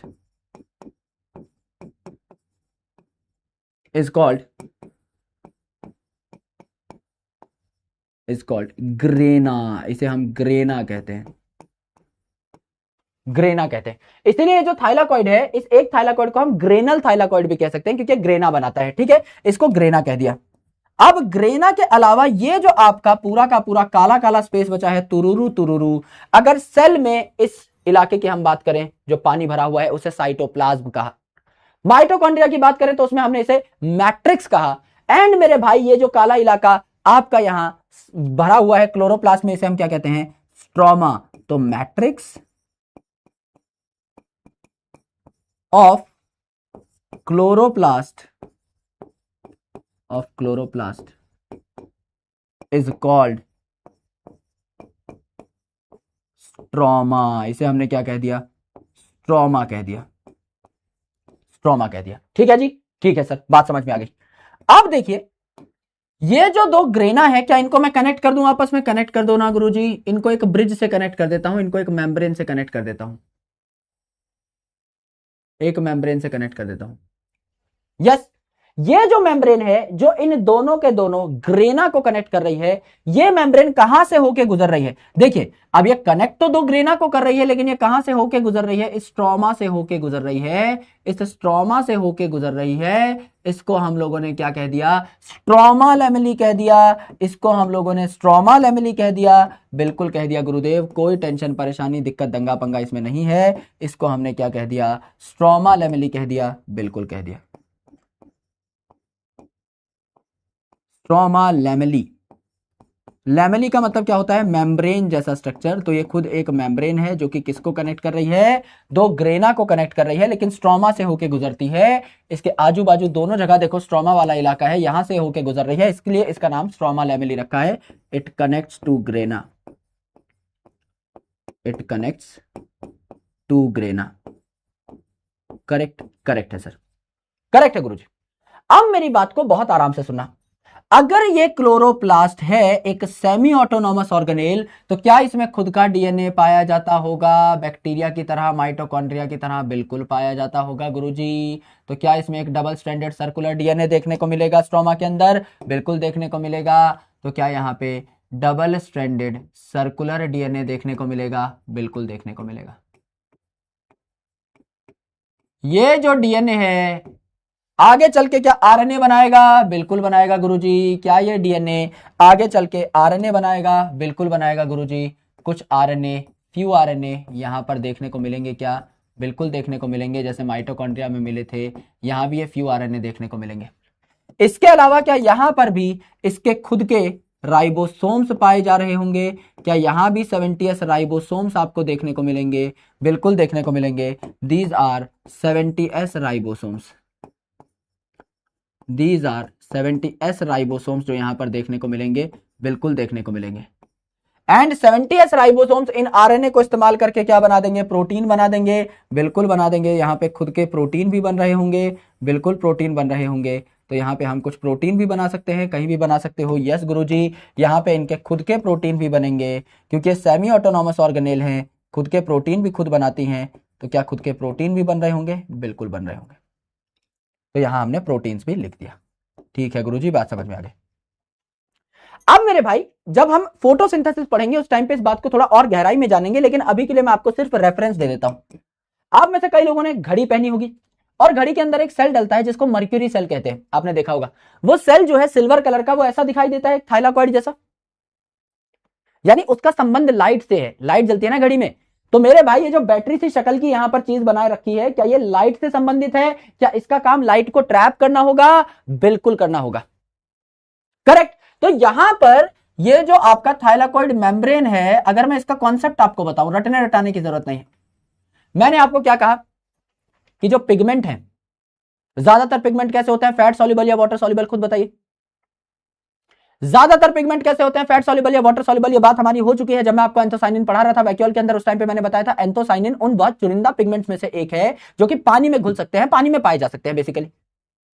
लेकिन मेरे भाई ज्यादातर जो आपको देखने को मिलेंगे पिगमेंट्स, क्या वो लिपिड सॉल्युबल या फैट सॉल्युबल होंगे? तो क्या लिपिड की मेम्ब्रेन में पाए जाएंगे? बिल्कुल पाए जाएंगे। तो मेरे भाई अगर यहां पाए जाएंगे इस थाइलाकॉइड मेम्ब्रेन के ऊपर, तो थाइलाकॉइड पे अगर देखने को मिल रहे हैं पिगमेंट, तो थाइलाकॉइड ही तो लाइट को ट्रैप करेगा। तो क्या ये जो थाइलाकॉइड है या ये जो ग्रेना है, यही आपका क्या कर रहा होगा? लाइट रिएक्शन कर रहा होगा, फोटोसिंथेसिस के लाइट रिएक्शंस कर रहा होगा। लाइट रिएक्शंस अकर हेयर, क्यों? क्योंकि पिगमेंट ही यहां पर है। एकदम सही बात है गुरुजी। और बचे हुए डार्क रिएक्शन इस काले काले स्पेस में होंगे, स्ट्रोमा में होंगे। आप चाहते हैं कि दुनिया में सब आपको सम्मान दें, डॉक्टर साहब कहें, तो डॉक्टर साहब से हम लोग याद कर लेंगे। एस का मतलब है स्ट्रोमा अभी के लिए, एंड मेरे भाई आपका डॉक्टर का मतलब है डार्क, DARK, यानी डार्क रिएक्शन आपके यहां हो रहे होते हैं। डार्क रिएक्शन कहां होंगे? एस फॉर स्ट्रोमा में। और बच गए लाइट रिएक्शन, वो कहां होंगे? वो हो रहे होंगे आपके ग्रेना में, क्योंकि वहीं पर आपके पिगमेंट्स पाए जाते हैं। सर बात समझ में आ गई बढ़िया तरीके से। अब एक और जुगाड़ बताता हूं, बहुत तगड़ा एक और जुगाड़ बताता हूं, आराम से सुनिए। हमने कहा बाहर वाली मेम्ब्रेन अंदर वाली मेम्ब्रेन से ज्यादा परमिएबल होती है हमेशा, बिल्कुल होती है। आउटर मेम्ब्रेन ऑफ माइटोकॉन्ड्रिया क्या ज्यादा परमिएबल होगी इनर मेम्ब्रेन ऑफ माइटोकॉन्ड्रिया से? हाँ के ना? बिल्कुल होगी सर, आपने लिखवाया था। गुरुजी आपने कहा कि आउटर मेम्ब्रेन ऑफ क्लोरोप्लास्ट ज्यादा परमिएबल होगी इनर मेम्ब्रेन ऑफ क्लोरोप्लास्ट से। सर बात तो ये भी ठीक है, लेकिन गुरुजी, लेकिन गुरुदेव आपने ये नहीं बताया कि इन दोनों कम परमिएबल वालों की अगर टक्कर हो गई तो इसमें से कौन जीतेगा? गुरुजी इन दोनों कम परमिएबल वालों की टक्कर हो गई तो इसमें से कौन जीतेगा? इनमें से भी कौन ज्यादा परमिएबल है? हमेशा याद रखना, लॉजिक से बताता हूं। इनर मेम्ब्रेन ऑफ माइटोकॉन्ड्रिया में क्या होता है? इलेक्ट्रॉन ट्रांसपोर्ट सिस्टम होता है, एनर्जी बनती है, एटीपी बनती है, बिल्कुल बनती है, बिल्कुल बनती है। यहां पे चीजें घूम रही होती हैं एटीपी बनाने के लिए, ज्यादा परमिएबल है, ठीक ठाक, तभी तो घूम रही है। तो इनर मेम्ब्रेन ऑफ क्लोरोप्लास्ट से ज्यादा परमिएबल होती है इनर मेम्ब्रेन ऑफ माइटोकॉन्ड्रिया। अगर दोनों में जंग हो जाए तो कौन जीतेगा? परमिएबिलिटी की जंग हो जाए तो माइटोकॉन्ड्रिया जीत जाएगा। लॉजिक याद रखो कि inner membrane of mitochondria folded थी, तो उसमें आपका क्या देखने को मिल रहा था? उसमें आपको, इतना छोटा हूं, पहुंचा ही नहीं पूरा हाँ जी भैया, उसमें आपको क्या देखने को मिला? परमिएबिलिटी ज्यादा देखने को मिली माइटोकॉन्ड्रिया में। याद करने का लॉजिकल तरीका है, कोई मेल मिलावट नहीं है इसमें। इनर मेम्ब्रेन ऑफ माइटोकॉन्ड्रिया होती ही ज्यादा परमिएबल है, क्योंकि उसमें खेल चल रहा होता है, एक तगड़ा सा, चीजें इधर उधर मूव करती रहती है इनर मेम्ब्रेन ऑफ माइटोकॉन्ड्रिया में। इलेक्ट्रॉन ट्रांसपोर्ट सिस्टम है, पूरा चीजों का ट्रांसपोर्ट हो रहा है, तो ठीक ठाक परमिएबल तो है ही। ये वाली बहुत कम परमिएबल हो जाएगी क्लोरोप्लास्ट के इनर मेम्ब्रेन। इन दोनों में से माइटोकॉन्ड्रिया जीत जाएगा। करेक्ट? करेक्ट है, करेक्ट। आ जाओ मेरे भाई, इतनी बातें ठीक है, एक और बार समझा देता हूं यहां तक की बातें, बिकॉज वी हैव अंडरस्टूड। यहां तक की सारी चीजें रिवीजन कर चुके हैं। इसको देखिए, outer membrane of chloroplast, inner membrane of chloroplast, outer membrane ज्यादा परमिएबल, इनर मेम्ब्रेन कम परमिएबल। दोनों के बीच में जो स्पेस है इंटर मेम्ब्रेनस स्पेस कह दिया। अंदर का जो स्पेस है इसको स्ट्रोमा कह दिया, जहां पे डार्क रिएक्शन होंगे। यहां पे सिक्कों जैसे कुछ स्ट्रक्चर्स पाए जा रहे हैं जिन्हें थाइलाकॉइड कहा। थाइलाकॉइड के पूरे बंच को हमने ग्रेना कह दिया, जहां लाइट रिएक्शन हो रहे होंगे। दो ग्रेना को कनेक्ट करने वाली बीच की जो मेम्ब्रेन है इसे स्ट्रोमा लैमेली कह दिया, क्योंकि ये सेमी ऑटोनोमस ऑर्गेनेल है, इसके पास खुद का डीएनए भी होगा, खुद के आरएनए भी बनाएंगे, खुद के 70s राइबोसोम भी, खुद के प्रोटीन भी बनाएंगे। सारी की सारी बातें डन हो गई। बात समझ में आ गई गुरुजी? बात समझ में आ गई? यस यस, करेक्ट है। अब ये लाइन क्यों इंपॉर्टेंट है? क्योंकि इस पे एक तो 2024 में सवाल आया हुआ है, और दूसरी इंपॉर्टेंट चीज एनसीईआरटी में बहुत घुमा कर लिखी है। अभी मैं आपको दिखाता हूं कि यहां पर लिखा क्या है एनसीईआरटी में। बहुत ही ज्यादा गहरी किताब है मेरे भाई एनसीईआरटी, मल्टीपल टाइम पढ़ने पे समझ में आता है कि यहां पर कहना क्या चाहता है कवि। आराम से देखिए, यहां पर कवि ने कहा कि दो मेम्ब्रेन होती हैं क्लोरोप्लास्ट में। इनर क्लोरोप्लास्ट की जो मेम्ब्रेन है कम परमिएबल होगी, बिल्कुल परमिएबल होगी। यस, यहां पर देखिए, like mitochondria chloroplast are double membrane bound. ऐसा बोला है माइटोकॉन्ड्रिया और क्लोरोप्लास्ट के रिस्पेक्ट में कि माइटोकॉन्ड्रिया की तरह ये भी दो मेम्ब्रेन कंटेन करती है। Of the two inner chloroplast membrane is less permeable. Of the two मतलब माइटोकॉन्ड्रिया एंड क्लोरोप्लास्ट का रेफरेंस लिया है। गुरुजी इतनी तगड़ी अंग्रेजी तो हमें नहीं आती, तभी मैं आया हूं, because my English is a English. Yes, तो मेरे भाई आउट ऑफ टू मतलब माइटोकॉन्ड्रिया और क्लोरोप्लास्ट के रिस्पेक्ट में कह रहा है कि inner membrane of chloroplast is comparatively less permeable. तो inner membrane of chloroplast outer membrane of chloroplast से भी कम परमिएबल है, उस सेंस में भी बात सीख सकते हो, वो भी ठीक है। And inner membrane of chloroplast mitochondria के रिस्पेक्ट में यहां पर बोल रहा है इसकी इनर मेम्ब्रेन से भी कम परमिएबल है, यानी अगर इनर मेम्ब्रेन की टक्कर करा दो तो ज्यादा परमिएबल कौन निकलेगी? Inner membrane of mitochondria. Correct, एकदम सही है सर। अब देखिए अंदर का जो इलाका है इसे स्ट्रोमा कह दिया, जहां पे फ्लैट आपके सैक लाइक स्ट्रक्चर है सिक्को जैसे, जिन्हें थाइलाकॉइड कह दिया। एंड ये जो थाइलाकॉइड है एक के ऊपर एक चढ़े हुए होते हैं और ग्रेना बना लेते हैं, और इनके बीच में स्ट्रोमा लेमेली होती है जो इनको कनेक्ट कर रही होती है। ये जो थाइलाकॉइड के अंदर का इलाका इसे ल्यूमन कह दिया, बाहर वाले इलाके को उसकी मेम्ब्रेन कह दिया, थाइलाकॉइड की मेम्ब्रेन कह दिया। डबल स्ट्रैंडेड सर्कुलर डीएनए यहां पर पाई जाती है, एक कॉपी 70s राइबोसोम यहां पर देखने को मिलते हैं। एंड आपका खुद का यहां पर आरएनए प्रोटीन भी बन रहा होता है, यह हमने देखा। यहां पर देखिए आपका खाली इलाका जो है इसको हमने स्ट्रोमा कह दिया, यहां पर आउटर मेम्ब्रेन है, इनर मेम्ब्रेन है, एंड मेरे भाई इनके बीच में इंटर मेम्ब्रेनस स्पेस है। ये जो सिक्कों से बन रहा है पूरा का पूरा, इसे हमने क्या कह दिया? ग्रेना कह दिया। एंड इनके बीच में इन्हें कनेक्ट करने के लिए दो ग्रेना को कनेक्ट कर रही है स्ट्रोमा लेमेली। सारी बातें करेक्ट है, कोई दिक्कत परेशानी है नहीं। करेक्ट, करेक्ट है सर। क्या हम लोग आगे बढ़ सकते हैं एंड क्या हम लोग अब सवालों का सिलसिला शुरू कर सकते हैं? पहले बाद में देखेंगे, अगर हमारे पास टाइम हुआ तो we will also complete cytoskeletal as well as peroxisome. लग नहीं रहा है कि हमारे पास टाइम है, क्योंकि 15 मिनट का ही वक्त बचा है हमारे पास, तो थोड़ी बहुत हम लोग डाउट भी चेक करेंगे एंड थोड़ा बहुत हम लोग आपसे वार्ता भी करेंगे after completion of the question. यहां तक की बातें सबको समझ में आई, सब कुछ ठीक है, सब कुछ बढ़िया है। सवाल देख लेते हैं भाई, सवाल देख लेते हैं, गौर से सुनिए। एंडो मेम्ब्रेन सिस्टम का सवाल है। पहले मैं 60 सेकंड का पोल लगा रहा हूं, बाद में फिर धीरे धीरे हम लोग कम करते रहेंगे। Yes, depending upon the question हम लोग कम करते रहेंगे रेंज ऑफ द टाइम।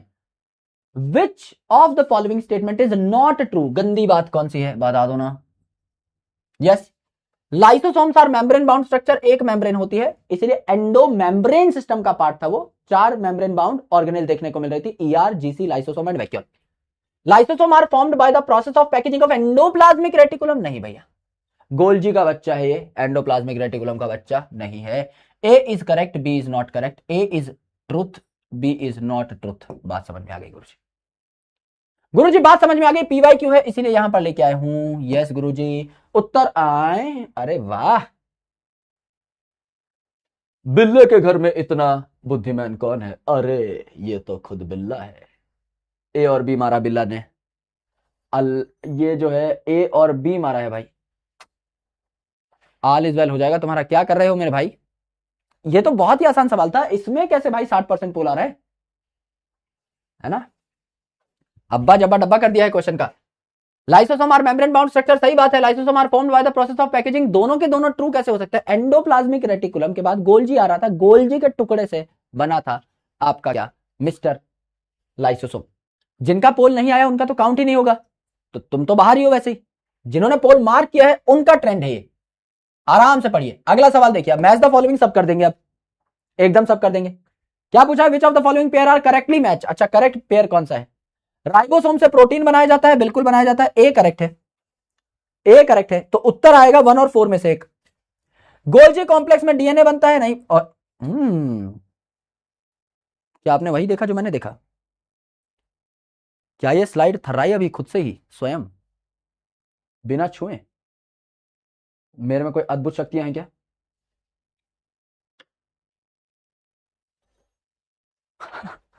नहीं भाई, कुछ तो हुआ था, लेकिन मेरे को लगा, मेरे को एहसास हुआ कि कुछ हुआ है। या तो मेरा बीपी लो है या इसमें ही पावर हाई है। गोल्जी कॉम्प्लेक्स डीएनए सिंथेसिस कोई लेना देना नहीं है, डीएनए बनता है न्यूक्लियस में। Inclusion body food storage, inclusion body अलग अलग चीजों का स्टोरेज कर सकती है, सही बात है। फॉस्फेट ग्रेन्यूल, ग्लाइकोजन ग्रेन्यूल कर सकती है, वो स्टोरेज के ही काम आती है। Nucleus ATP synthesis, nucleus ATP synthesis mitochondria में फिर क्या होगा?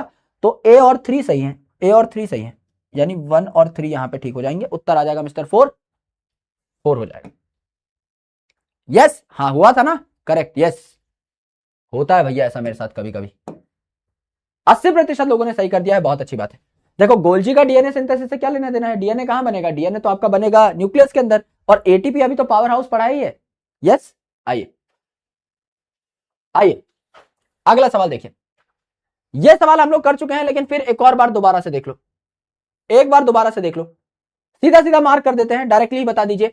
इन plants vacuole can occupy up to 90% of the volume, 90% of the volume हो जाएगा, 90% ऑफ द वॉल्यूम हो जाएगा, ठीक है। In plants tonoplast facilitate the transport of number of ions and other material against the concentration gradient, क्योंकि आपकी concentration जो है it is higher in vacuole, तो against as it is higher in the vacuole, यहीं पर उत्तर आ गया mister 4। या आपने लास्ट लेक्चर में भी बना लिया था, रिपीट हुआ है पर कोई बात नहीं, ये सवाल लगा लीजिए फटाफट, है ना।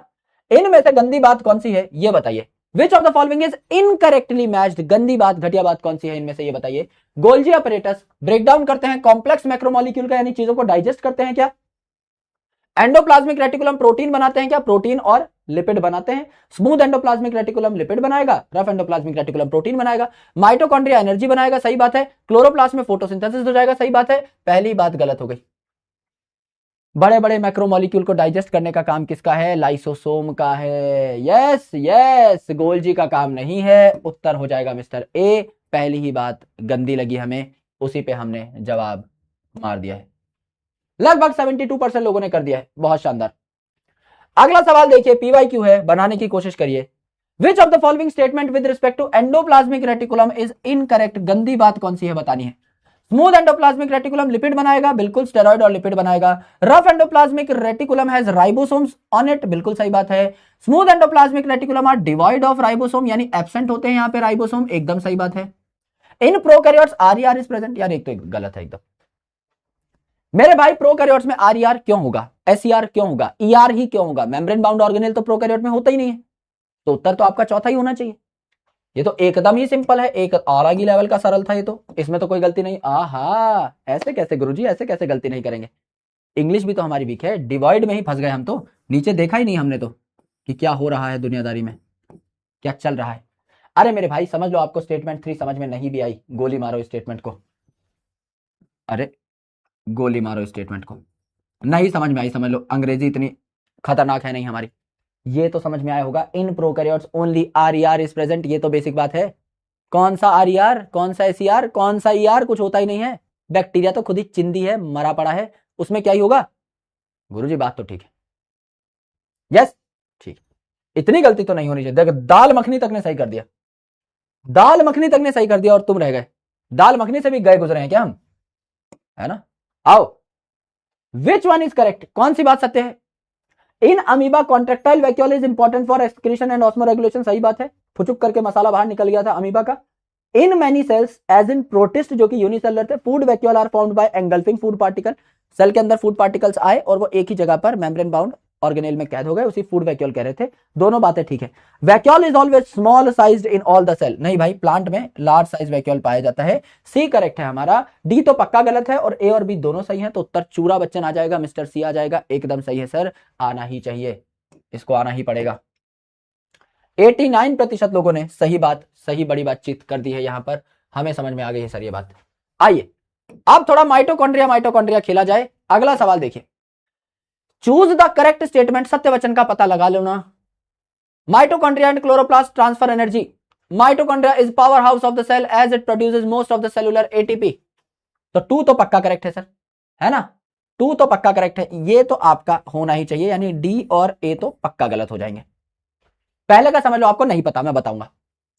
Mitochondria are site of anaerobic respiration, अरे भैया एरोबिक ऑक्सीडेटिव फॉस्फोराइलेशन हो रही थी ना, एरोबिक रेस्पिरेशन, तो 4 तो पक्का गलत है, 4 तो पक्का गलत है, 4 जिसमें आ गया उसको भी, उसके भी चीथड़े उड़ा दो, ठीक है ठीक है।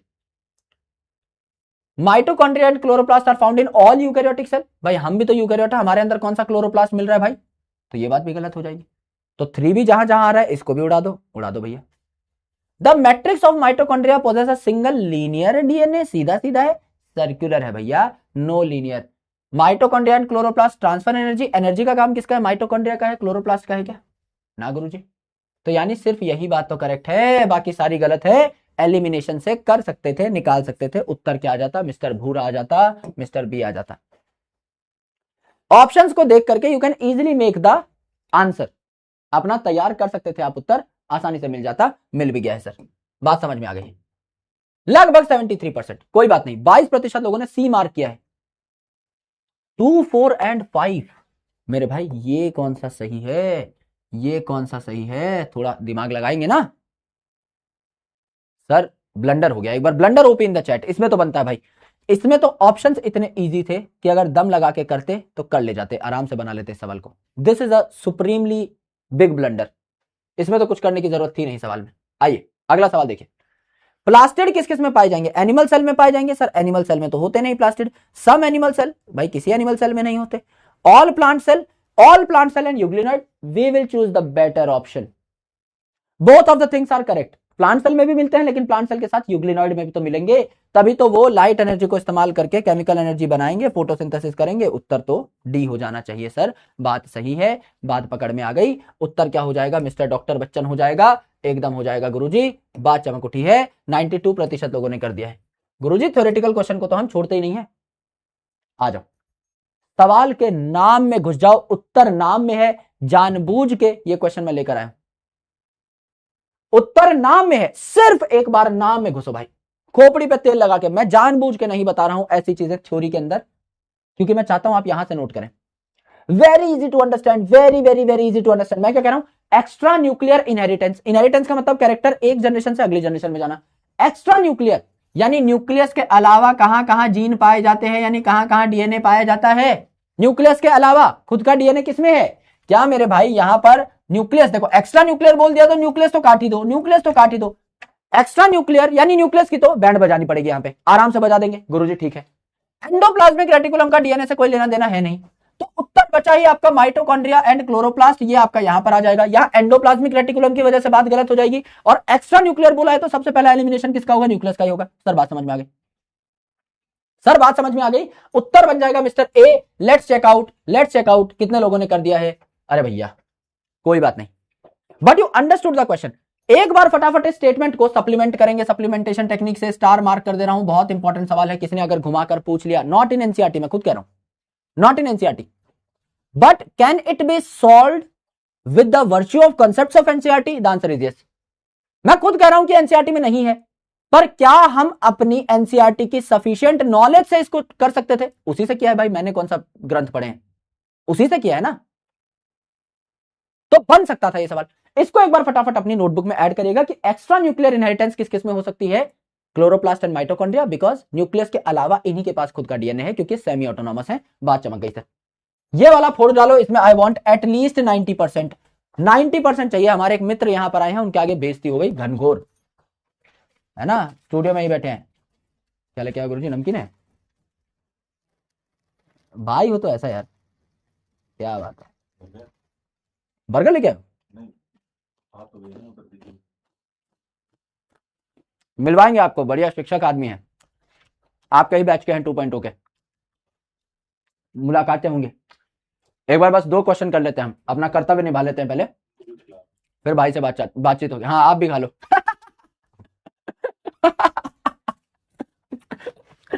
आ जाओ। क्लोरोप्लास्ट हरा भरा, हरा भरा गुरुजी। क्रोमोप्लास्ट रंग बिरंगा, मिर्ची लग गई लाला। ल्यूकोप्लास्ट कलरलेस, अंदर का पूरा सिस्टम जला दिया गुरुजी आपने। एकत्र हो जाएगा, एकत्र हो जाएगा।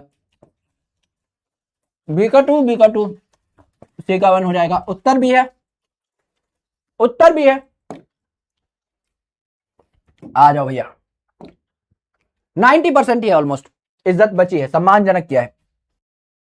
आ जाओ भाई, और सवाल देखो, आ जाओ, कम कम टाइम दूंगा, जल्दी जल्दी करो। नहीं यार सही गैस नहीं कर रहे हो आप। हाँ 1-2 बच्चों ने सही बताया है ना। एक हिंट दे देता हूं भाई, बहुत ही सूगले आदमी है, बहुत सूगले आदमी है। आप गैस करो, सूगलों में सूगले, एकदम बदबूदार कतई। हाथ मिलाने के बाद जिनसे हाथ धोना पड़े, ऐसे सूगले यार हमारे दिल के बड़े करीब हैं, लेकिन इसीलिए हाथ मिलाते नहीं, सीधा गले ही लपक जाता हूं मैं तो। इनकी गोदी में ही ऐसे चढ़ा रहता हूं मोस्ट ऑफ द टाइम जब इनके साथ होता हूं। गैस कर दो ना। अब आया ना भाई, यस ये है, ये अपना भाई आया।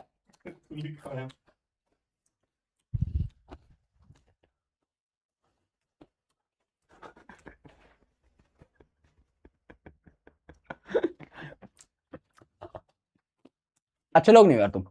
आ जाओ। Which of the following statement is incorrect?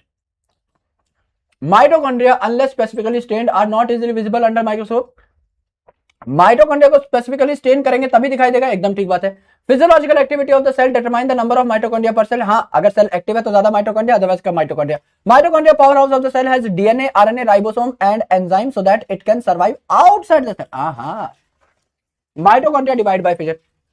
Cell के बाहर रहने इतनी औकात नहीं है माइटोकॉन्ड्रिया की, क्योंकि सेमी ऑटोनोमस है। 50% प्रोटीन खुद बना सकता है, बचे हुए 50% प्रोटीन बनाने के लिए इसको अपने पिताजी की इजाजत चाहिए, और वो पिताजी है न्यूक्लियस। न्यूक्लियस के बिना सर्वाइव नहीं कर सकता, यानी सेल के बाहर सर्वाइव नहीं कर सकता। उत्तर सी आ जाएगा, सी आ जाएगा। सी आ जाना चाहिए, बिल्कुल सी आ जाना चाहिए। कितने लोग, कितनी जनता कहती है कि सी आना चाहिए? आना चाहिए। क्या बात है शेरों, यही तो तुमसे उम्मीद थी मुझे। ओ शेरा, कभी कबाड़ा कर दिया भाई दोस्तों के सामने, है ना। आ जाओ, अगला सवाल करो। सवाल समझ में आया? आउटसाइड नहीं रह सकता ये। अगला सवाल देखो। The matrix of which of the organelle have single circular DNA molecule with few RNA 70 ribosome and components required for protein synthesis and aerobic respiration. यहां से उत्तर आएगा, उत्तर यहां से आएगा। Double stranded circular DNA mitochondria chloroplast दोनों में है, RNA दोनों में है, 70 राइबोसोम दोनों में है, प्रोटीन सिंथेसिस दोनों कर लेंगे, aerobic respiration that is been done by mitochondria only, क्योंकि पावर हाउस तो वही है। Chloroplast is kitchen of the cell that will definitely make the food. But यहां पर आपका क्या हो रहा होगा? यहां पर आपका माइटोकॉन्ड्रिया का जिक्र हो रहा है। तो हमें पहले पता है ए और सी में से एक उत्तर है, लेकिन C is the prime answer. बात समझ में आ गई? आ गई, लगभग 82%। Very good. अच्छा क्या है? अगला सवाल देखिए। Stack of membranous flattened disc in chloroplast. अब यहां फंसोगे, मैं पहले बता रहा हूं, और बहुत गंदा फंसोगे। क्यों? क्योंकि कवि यहां जवाब चाहते हैं इस शब्द से। मुझे पता है आपको जवाब आता है, लेकिन नहीं फंसोगे, फंस जाओगे। ऑप्शन अच्छे होने चाहिए थे सवाल में, तब फंसते। ऑप्शन अच्छे हैं, कुछ बच्चे फंसेंगे गारंटीड। क्यों? क्योंकि पूछा stack of membranous flat disc like structure. Stack को क्या कहा? एक सिक्का नहीं पूछ रहा मैं, सिक्के के भंडार के बारे में बात कर रहा हूं। एक सिक्का थाइलाकॉइड, लेकिन सिक्कों का स्टैक ग्रेना हो जाएगा, ग्रेना हो जाएगा, हो जाएगा। गुरुजी, बात समझ में आई? कई लोग बी करेंगे इसमें, मुझे लगता है एटलीस्ट 20% लोग तो इस केले के छिलके पे फिसलेंगे ही फिसलेंगे। गारंटी 20% या उससे ज्यादा ही बी ऑप्शन मार्क करेंगे, सवाल बिना पढ़े। और बाकी बच्चों ने सी मार्क किया होगा। आई एम एक्सपेक्टिंग 20% तो गलत करेंगे। देखो 30% लोगों ने गलत किया है। एग्जामिनर का माइंडसेट यही होता है, उसे पता है कहां गलती करोगे, इसीलिए मैंने सवाल पढ़ते ही बता दिया था कि इसमें गलतियां होंगी, क्योंकि एक जनरल पैटर्न होता है यार, पढ़ा पढ़ा के पता लग जाता है कि बच्चा कहां फिसलता है। फंसे? बिल्कुल फंसे गुरुजी। इंपॉर्टेंट मार्क कर लो भैया, फंसोगे ऐसे सवालों में, आते आते गलत कर जाओगे, क्योंकि सवाल बस ठीक तरीके से नहीं पढ़ पाओगे। अगला सवाल देखिए, अलग ही लेवल का सवाल है, बेसिक है, थ्योरेटिकल है, इसमें तो आप लोग मारोगे कम से कम 90%, खुश हो जाओगे। खुश होने वाला सवाल है।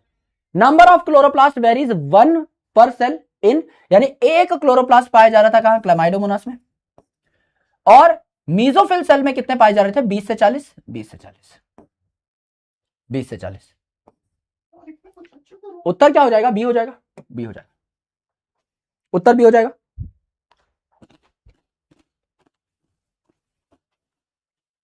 गुरुजी उत्तर 20 हो जाएगा।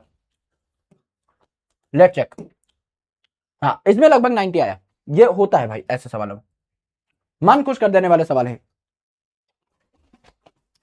आज आपका लीडर बोर्ड पढ़ने के लिए हम आमंत्रित करना चाहेंगे हमारे बहुत ही प्यारे भाई, हमारे परम मित्र, जो बताएंगे आपको आपका लीडर बोर्ड का रिजल्ट और प्राइज डिस्ट्रीब्यूशन सेरेमनी आज करने आ रहे हैं हमारे बीच में, हमारे सुगले दोस्त।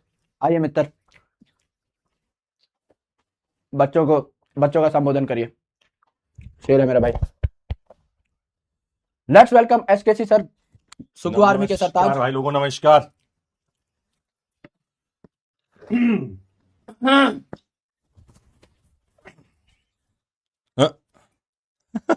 क्या हाल है आप लोगों के? क्या हाल चाल है भाई लोगों? आज सर क्या कैसी गई है क्लास? एनर्जेटिक हैं ये लोग? बहुत शानदार सर हैं? अपना बच्चा चीर फाड़ एकदम एकदम दबा के साफ करने वाले अगली साल दबा के एकदम हैं? गायब, मामला साफ। अच्छा, नमस्ते नमस्ते बस एंड तक टिके रहे। एक बार लाल नमस्ते। कलर के दिलों की बारिश कर दो यार, हमारे नमस्ते भाई नमस्ते आए हैं। लाल कलर के दिल के अलावा कुछ दिखे ही ना। क्लास का टाइम हो चुका है, जिन बच्चों को जाना है वो जा सकते हैं, क्योंकि अब हम थोड़ा बहुत संबोधन करेंगे, थोड़ी बहुत बातें करेंगे।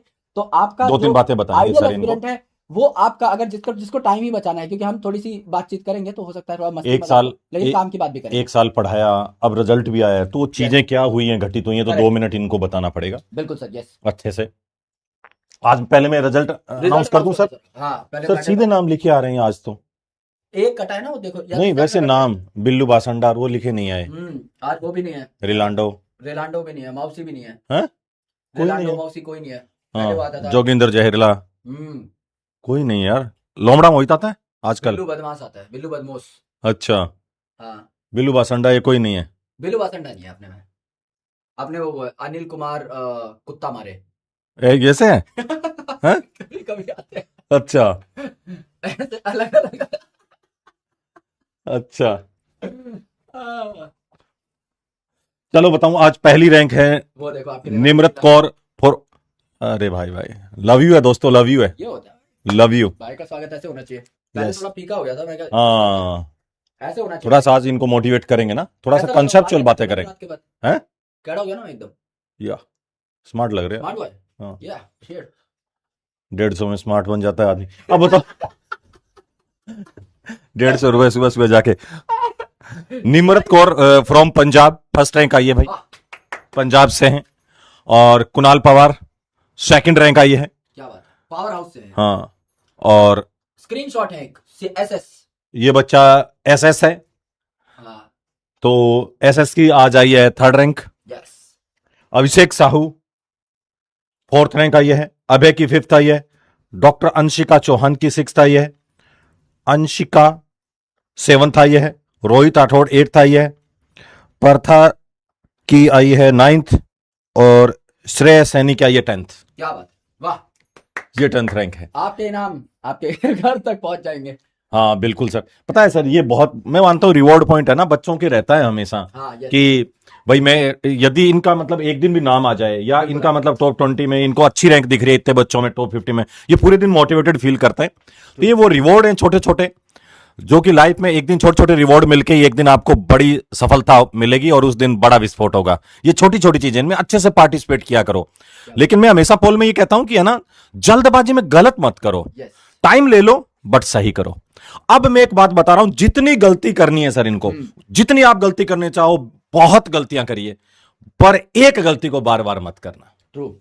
और दूसरा, ये अभी से देखो रिजल्ट आया, कल बच्चों से पूछा, उन्होंने कहा सर हमने बहुत टेस्ट पेपर किए, क्वेश्चन प्रैक्टिस अच्छी करी, और आपके बीच से ही बच्चे निकल गए। बताओ पिछले साल भी क्लासें गई, सेम टीचर थे, सब कुछ सेम था, और लेकिन एक चीज थी, मतलब ट्रांसमीटर तो वो सारे के सारे सेम थे, लेकिन एक चीज थी कि जो रिसीवर्स हैं आप लोग थे वो अलग थे। अब आप लोगों ने क्लास में कितना अच्छे से सीखा, कितना कॉन्सेप्चुअल लर्निंग, जो पेपर आया वो कॉन्सेप्ट से आया भाई। मैं आपको बता रहा हूं, कॉन्सेप्ट सीखिए, छोटी छोटी बातें सीखिए, पढ़ जाइए पीछे, आपका कोई रोक ही नहीं सकेगा सिलेक्शन जिस दिन आपने कॉन्सेप्ट बनाना सीख लिया। मैं ऑर्गेनिक केमिस्ट्री की बात करूं, उन्होंने ऑर्गेनिक केमिस्ट्री नहीं सीखी, ऑर्गेनिक केमिस्ट्री नहीं आई वहां पर केमिस्ट्री आई बेटा। ऐसे नहीं है कि ऐसे रट लिया आप लोगों ने, रिएक्शन देखा कैसे मिला मिला के दिया, ठीक है ना। लेकिन सर मैं ये कह रहा हूं कि तमीज से जिन्होंने इस साल पढ़ा, तो मैंने चैलेंज किया था उनको कि यदि ऑर्गेनिक पढ़ रहा है, तमीज से पढ़ रहा है, तो उसके क्वेश्चन गलत नहीं होंगे। बहुत सारे ऐसे बच्चे हैं जो फोड़ के आए। तो इसलिए मैं कह रहा हूं हमेशा, चाहे बॉटनी हो, जूलॉजी हो, केमिस्ट्री कोई हो, फिजिक्स हो, कॉन्सेप्चुअल लर्निंग पे ध्यान दीजिए। और जिसके कॉन्सेप्ट अच्छे होते हैं और अच्छे हर दिन कॉन्सेप्ट बनाते रहोगे, आपको मतलब बिल्कुल चेहरे पर एकदम कहते हैं ना फ्लैशिंग इफेक्ट रहेगा कि आज मैंने ये सीख लिया, आज मैंने ये सीख लिया। सर ने जैसे ये लास्ट के क्वेश्चन ही करवाएं, ये भी आप लोगों ने सारे सही कर लेते हो तो पूरे दिन मोटिवेटेड रहते हो कि अब तो मैं फोड़ दूंगा, अब तो मैं फोड़ दूंगा। उस एनर्जी के साथ लगे रहो। छोटे छोटे रिवॉर्ड पॉइंट रखिए अपने लिए कि अब मेरे को विपिन सर की क्लास खत्म हुई है, अभी मैं खाना खाऊंगा और थोड़ा सा रेस्ट करूंगा 15-20 मिनट, 1 घंटे, उसके बाद आगे मतलब मैं 4 बजे पढ़ने लगूंगा, तो 4 से 7 बजे का एक स्लॉट निकालूंगा जो मेरी लाइफ का बेस्ट स्लॉट होगा। ऐसे हर दिन सोचो, फिर 4 से 7 बजे पढ़े, फिर आधे घंटे का एक ब्रेक लो, फिर आगे सोचो कि 7:30 बजे से फिर मैं 9 बजे का एक बहुत अच्छा स्लॉट निकालूंगा, फिर 9 से 10 बजे खाना खाऊंगा, फिर लास्ट में 2 घंटे का और स्लॉट निकालूंगा। हर दिन इतना अच्छा जाए आपको। और एक अच्छा दिन जाने के लिए मैं हमेशा कहता हूं, आपके दिन की जो शुरुआत है ना, वही आपको डिसाइड कर देती है आज का दिन कैसा आएगा। तो मान लो आप सुबह 7 बजे उठ रहे हो, तो मैं ये कहूंगा पहली अलार्म के साथ, पहली अलार्म के साथ, और अलार्म की जरूरत ही ना पड़े आपको। ऐसा करना ही नहीं है कि पूरी साल मैंने पहले 6 बजे लगाई, उठ रहा हूं मैं 8 बजे, ऐसा मत करना। दिन की शुरुआत अच्छी कर दी तो ये समझ लेना आधा दिन अच्छा चला गया है। और कॉन्सेप्चुअल लर्निंग पढ़िए और एकदम आपको इसी कॉन्सेप्ट से ही सब कुछ चीजें सिखाएंगे और बेहतरीन एनर्जी लगाएंगे। और ये वादा है तुम लोगों को कि भाई पहुंचा के छोड़ेंगे बिल्कुल आपके ड्रीम मेडिकल कॉलेज तक, बस थोड़ा आपको साथ देना है, लास्ट दिन तक खड़े रहेंगे। और सर बताओ। क्या बात है भाई, प्रेरित कर दिया एकदम दवा एक के। दिन आप कुछ समाज को संदेश दो, शायरी सुनाओ इनको, क्योंकि ये तीर मेरी तरफ मुड़ेगा अभी। नहीं नहीं, आप सुनाओगे सर, मैंने नहीं, नहीं, आप 2-3 दिन से मैं लगातार शायरियां सुना रहा हूं सर। नहीं नहीं, करो करो, बच्चा मुरीद है आपकी शायरी का। अभी देखो 4-5 लौंडे बेहोश कर दो, हो जाए कुछ, ट्रक वाली हो जाए तगड़ी। ट्रक के पीछे लिखी हुई शायरी सर ही लिखते हैं। रात को पेंटिंग का काम है हमारा, दोनों भाई जाते हैं हम लोग, तो दिन में टीचर, रात को पेंटर। हैं? हम्म। ट्रक वाली तो सर मतलब क्या सुनाऊं कि वो लाइनें हो रहती हैं सर ट्रक के पीछे। हैं? वो कल वाली सुना दो। हैं? कल वाली सुना दो। सुना दूं? सुना दो, तगड़ी शायरी सुनाऊं क्या कोई? तगड़ी सुना दो। एक थोड़ा सा। इरशाद आ गया सर, अब बच्चा ये हमारा बच्चा है, बैक ऑफ नहीं करता, इसको सुनानी पड़ेगी सर अब अपने को। देख लो, एक मीटिंग है अपनी 5 मिनट में, देखो आप कैलेंडर आया होगा आपके पास। है तो सर, हैं? है तो सर। तभी तो कह रहा हूँ। 5 मिनट में करते हैं, आप करते हैं। आ तो गया, चलिए सर। कौन सी सुनाऊं सर? ट्रक वाली? देख के सुनाओगे तो क्या एक बार देखना पड़ेगा, बहुत सारी लाइनें हैं कि कौन सी आज निकाल दूं। खड़काओ आप। हैं? यस। चलती है ट्रॉली उड़ती है धूल, वो वाला सुनाऊं? हैं? वही सुना दो, वही सुना दो। चलो कल वाली, एक ट्रक वाली मारता हूं पहले। देखो ट्रक के पीछे लिखा होता है वो, या आपने ऑटो में देखा होगा, आगे लिखा रहता है ऐसे, शीशे के ऊपर आंखें बनी होती हैं और ऐसे कि नसीब में नहीं थी वो, नसीब में नहीं थी वो, फिर भी अपनी तकदीर आजमा रहा हूं। वाह वाह। नसीब में नहीं थी वो, फिर भी अपनी तकदीर आजमा रहा हूं। आज भी उस बेवफा के चक्कर में ट्रक चला रहा हूं। आज भी उस बेवफा के चक्कर में ट्रक चला रहा हूं। फील करो पीछे वालों, अंदर से, यहां से, यहां से। क्या बात। ये पीछे वाले सर, इनको मैं बोलता हूं पीछे वाला। यस। क्या बात है, इमोशनल कर दिया। कैसा लगा ट्रक वाली? हैं? असली हो जाए अब एक बार। तगड़े वाली? तगड़े वाली एकदम, गालिब टाइप। गालिब टाइप की? एकदम जाने दो, आज गर्दा उड़ा दो आप। पहली लाइन है, फिर आगे की नई लाइन सुनाऊंगा। क्या क्या नहीं बेचते लोग लाचारी में, आगे की नई लाइन आएंगी। वाह। क्या क्या नहीं बेचते लोग लाचारी में, मैंने तो तेरे खतों के जवाब भेजे। वाह। कि चलो चली गई थी उसको छोड़ के, तो कुछ दिन बाद वो कहता है, विजुलाइज करने वाली चीजें हैं, थोड़ा सा विजुलाइज करिए। कहते हैं क्या क्या नहीं बेचते लोग लाचारी में, मैंने तो तेरे खतों के जवाब भेजे। ओए होए। कहता है बड़ी मुश्किल से जोड़ी है पाई पाई जख्मों की, बड़ी मुश्किल से जोड़ी है पाई पाई जख्मों की, मैंने तेरे ही नाम के इंतिसाब बेचे हैं। क्या बात।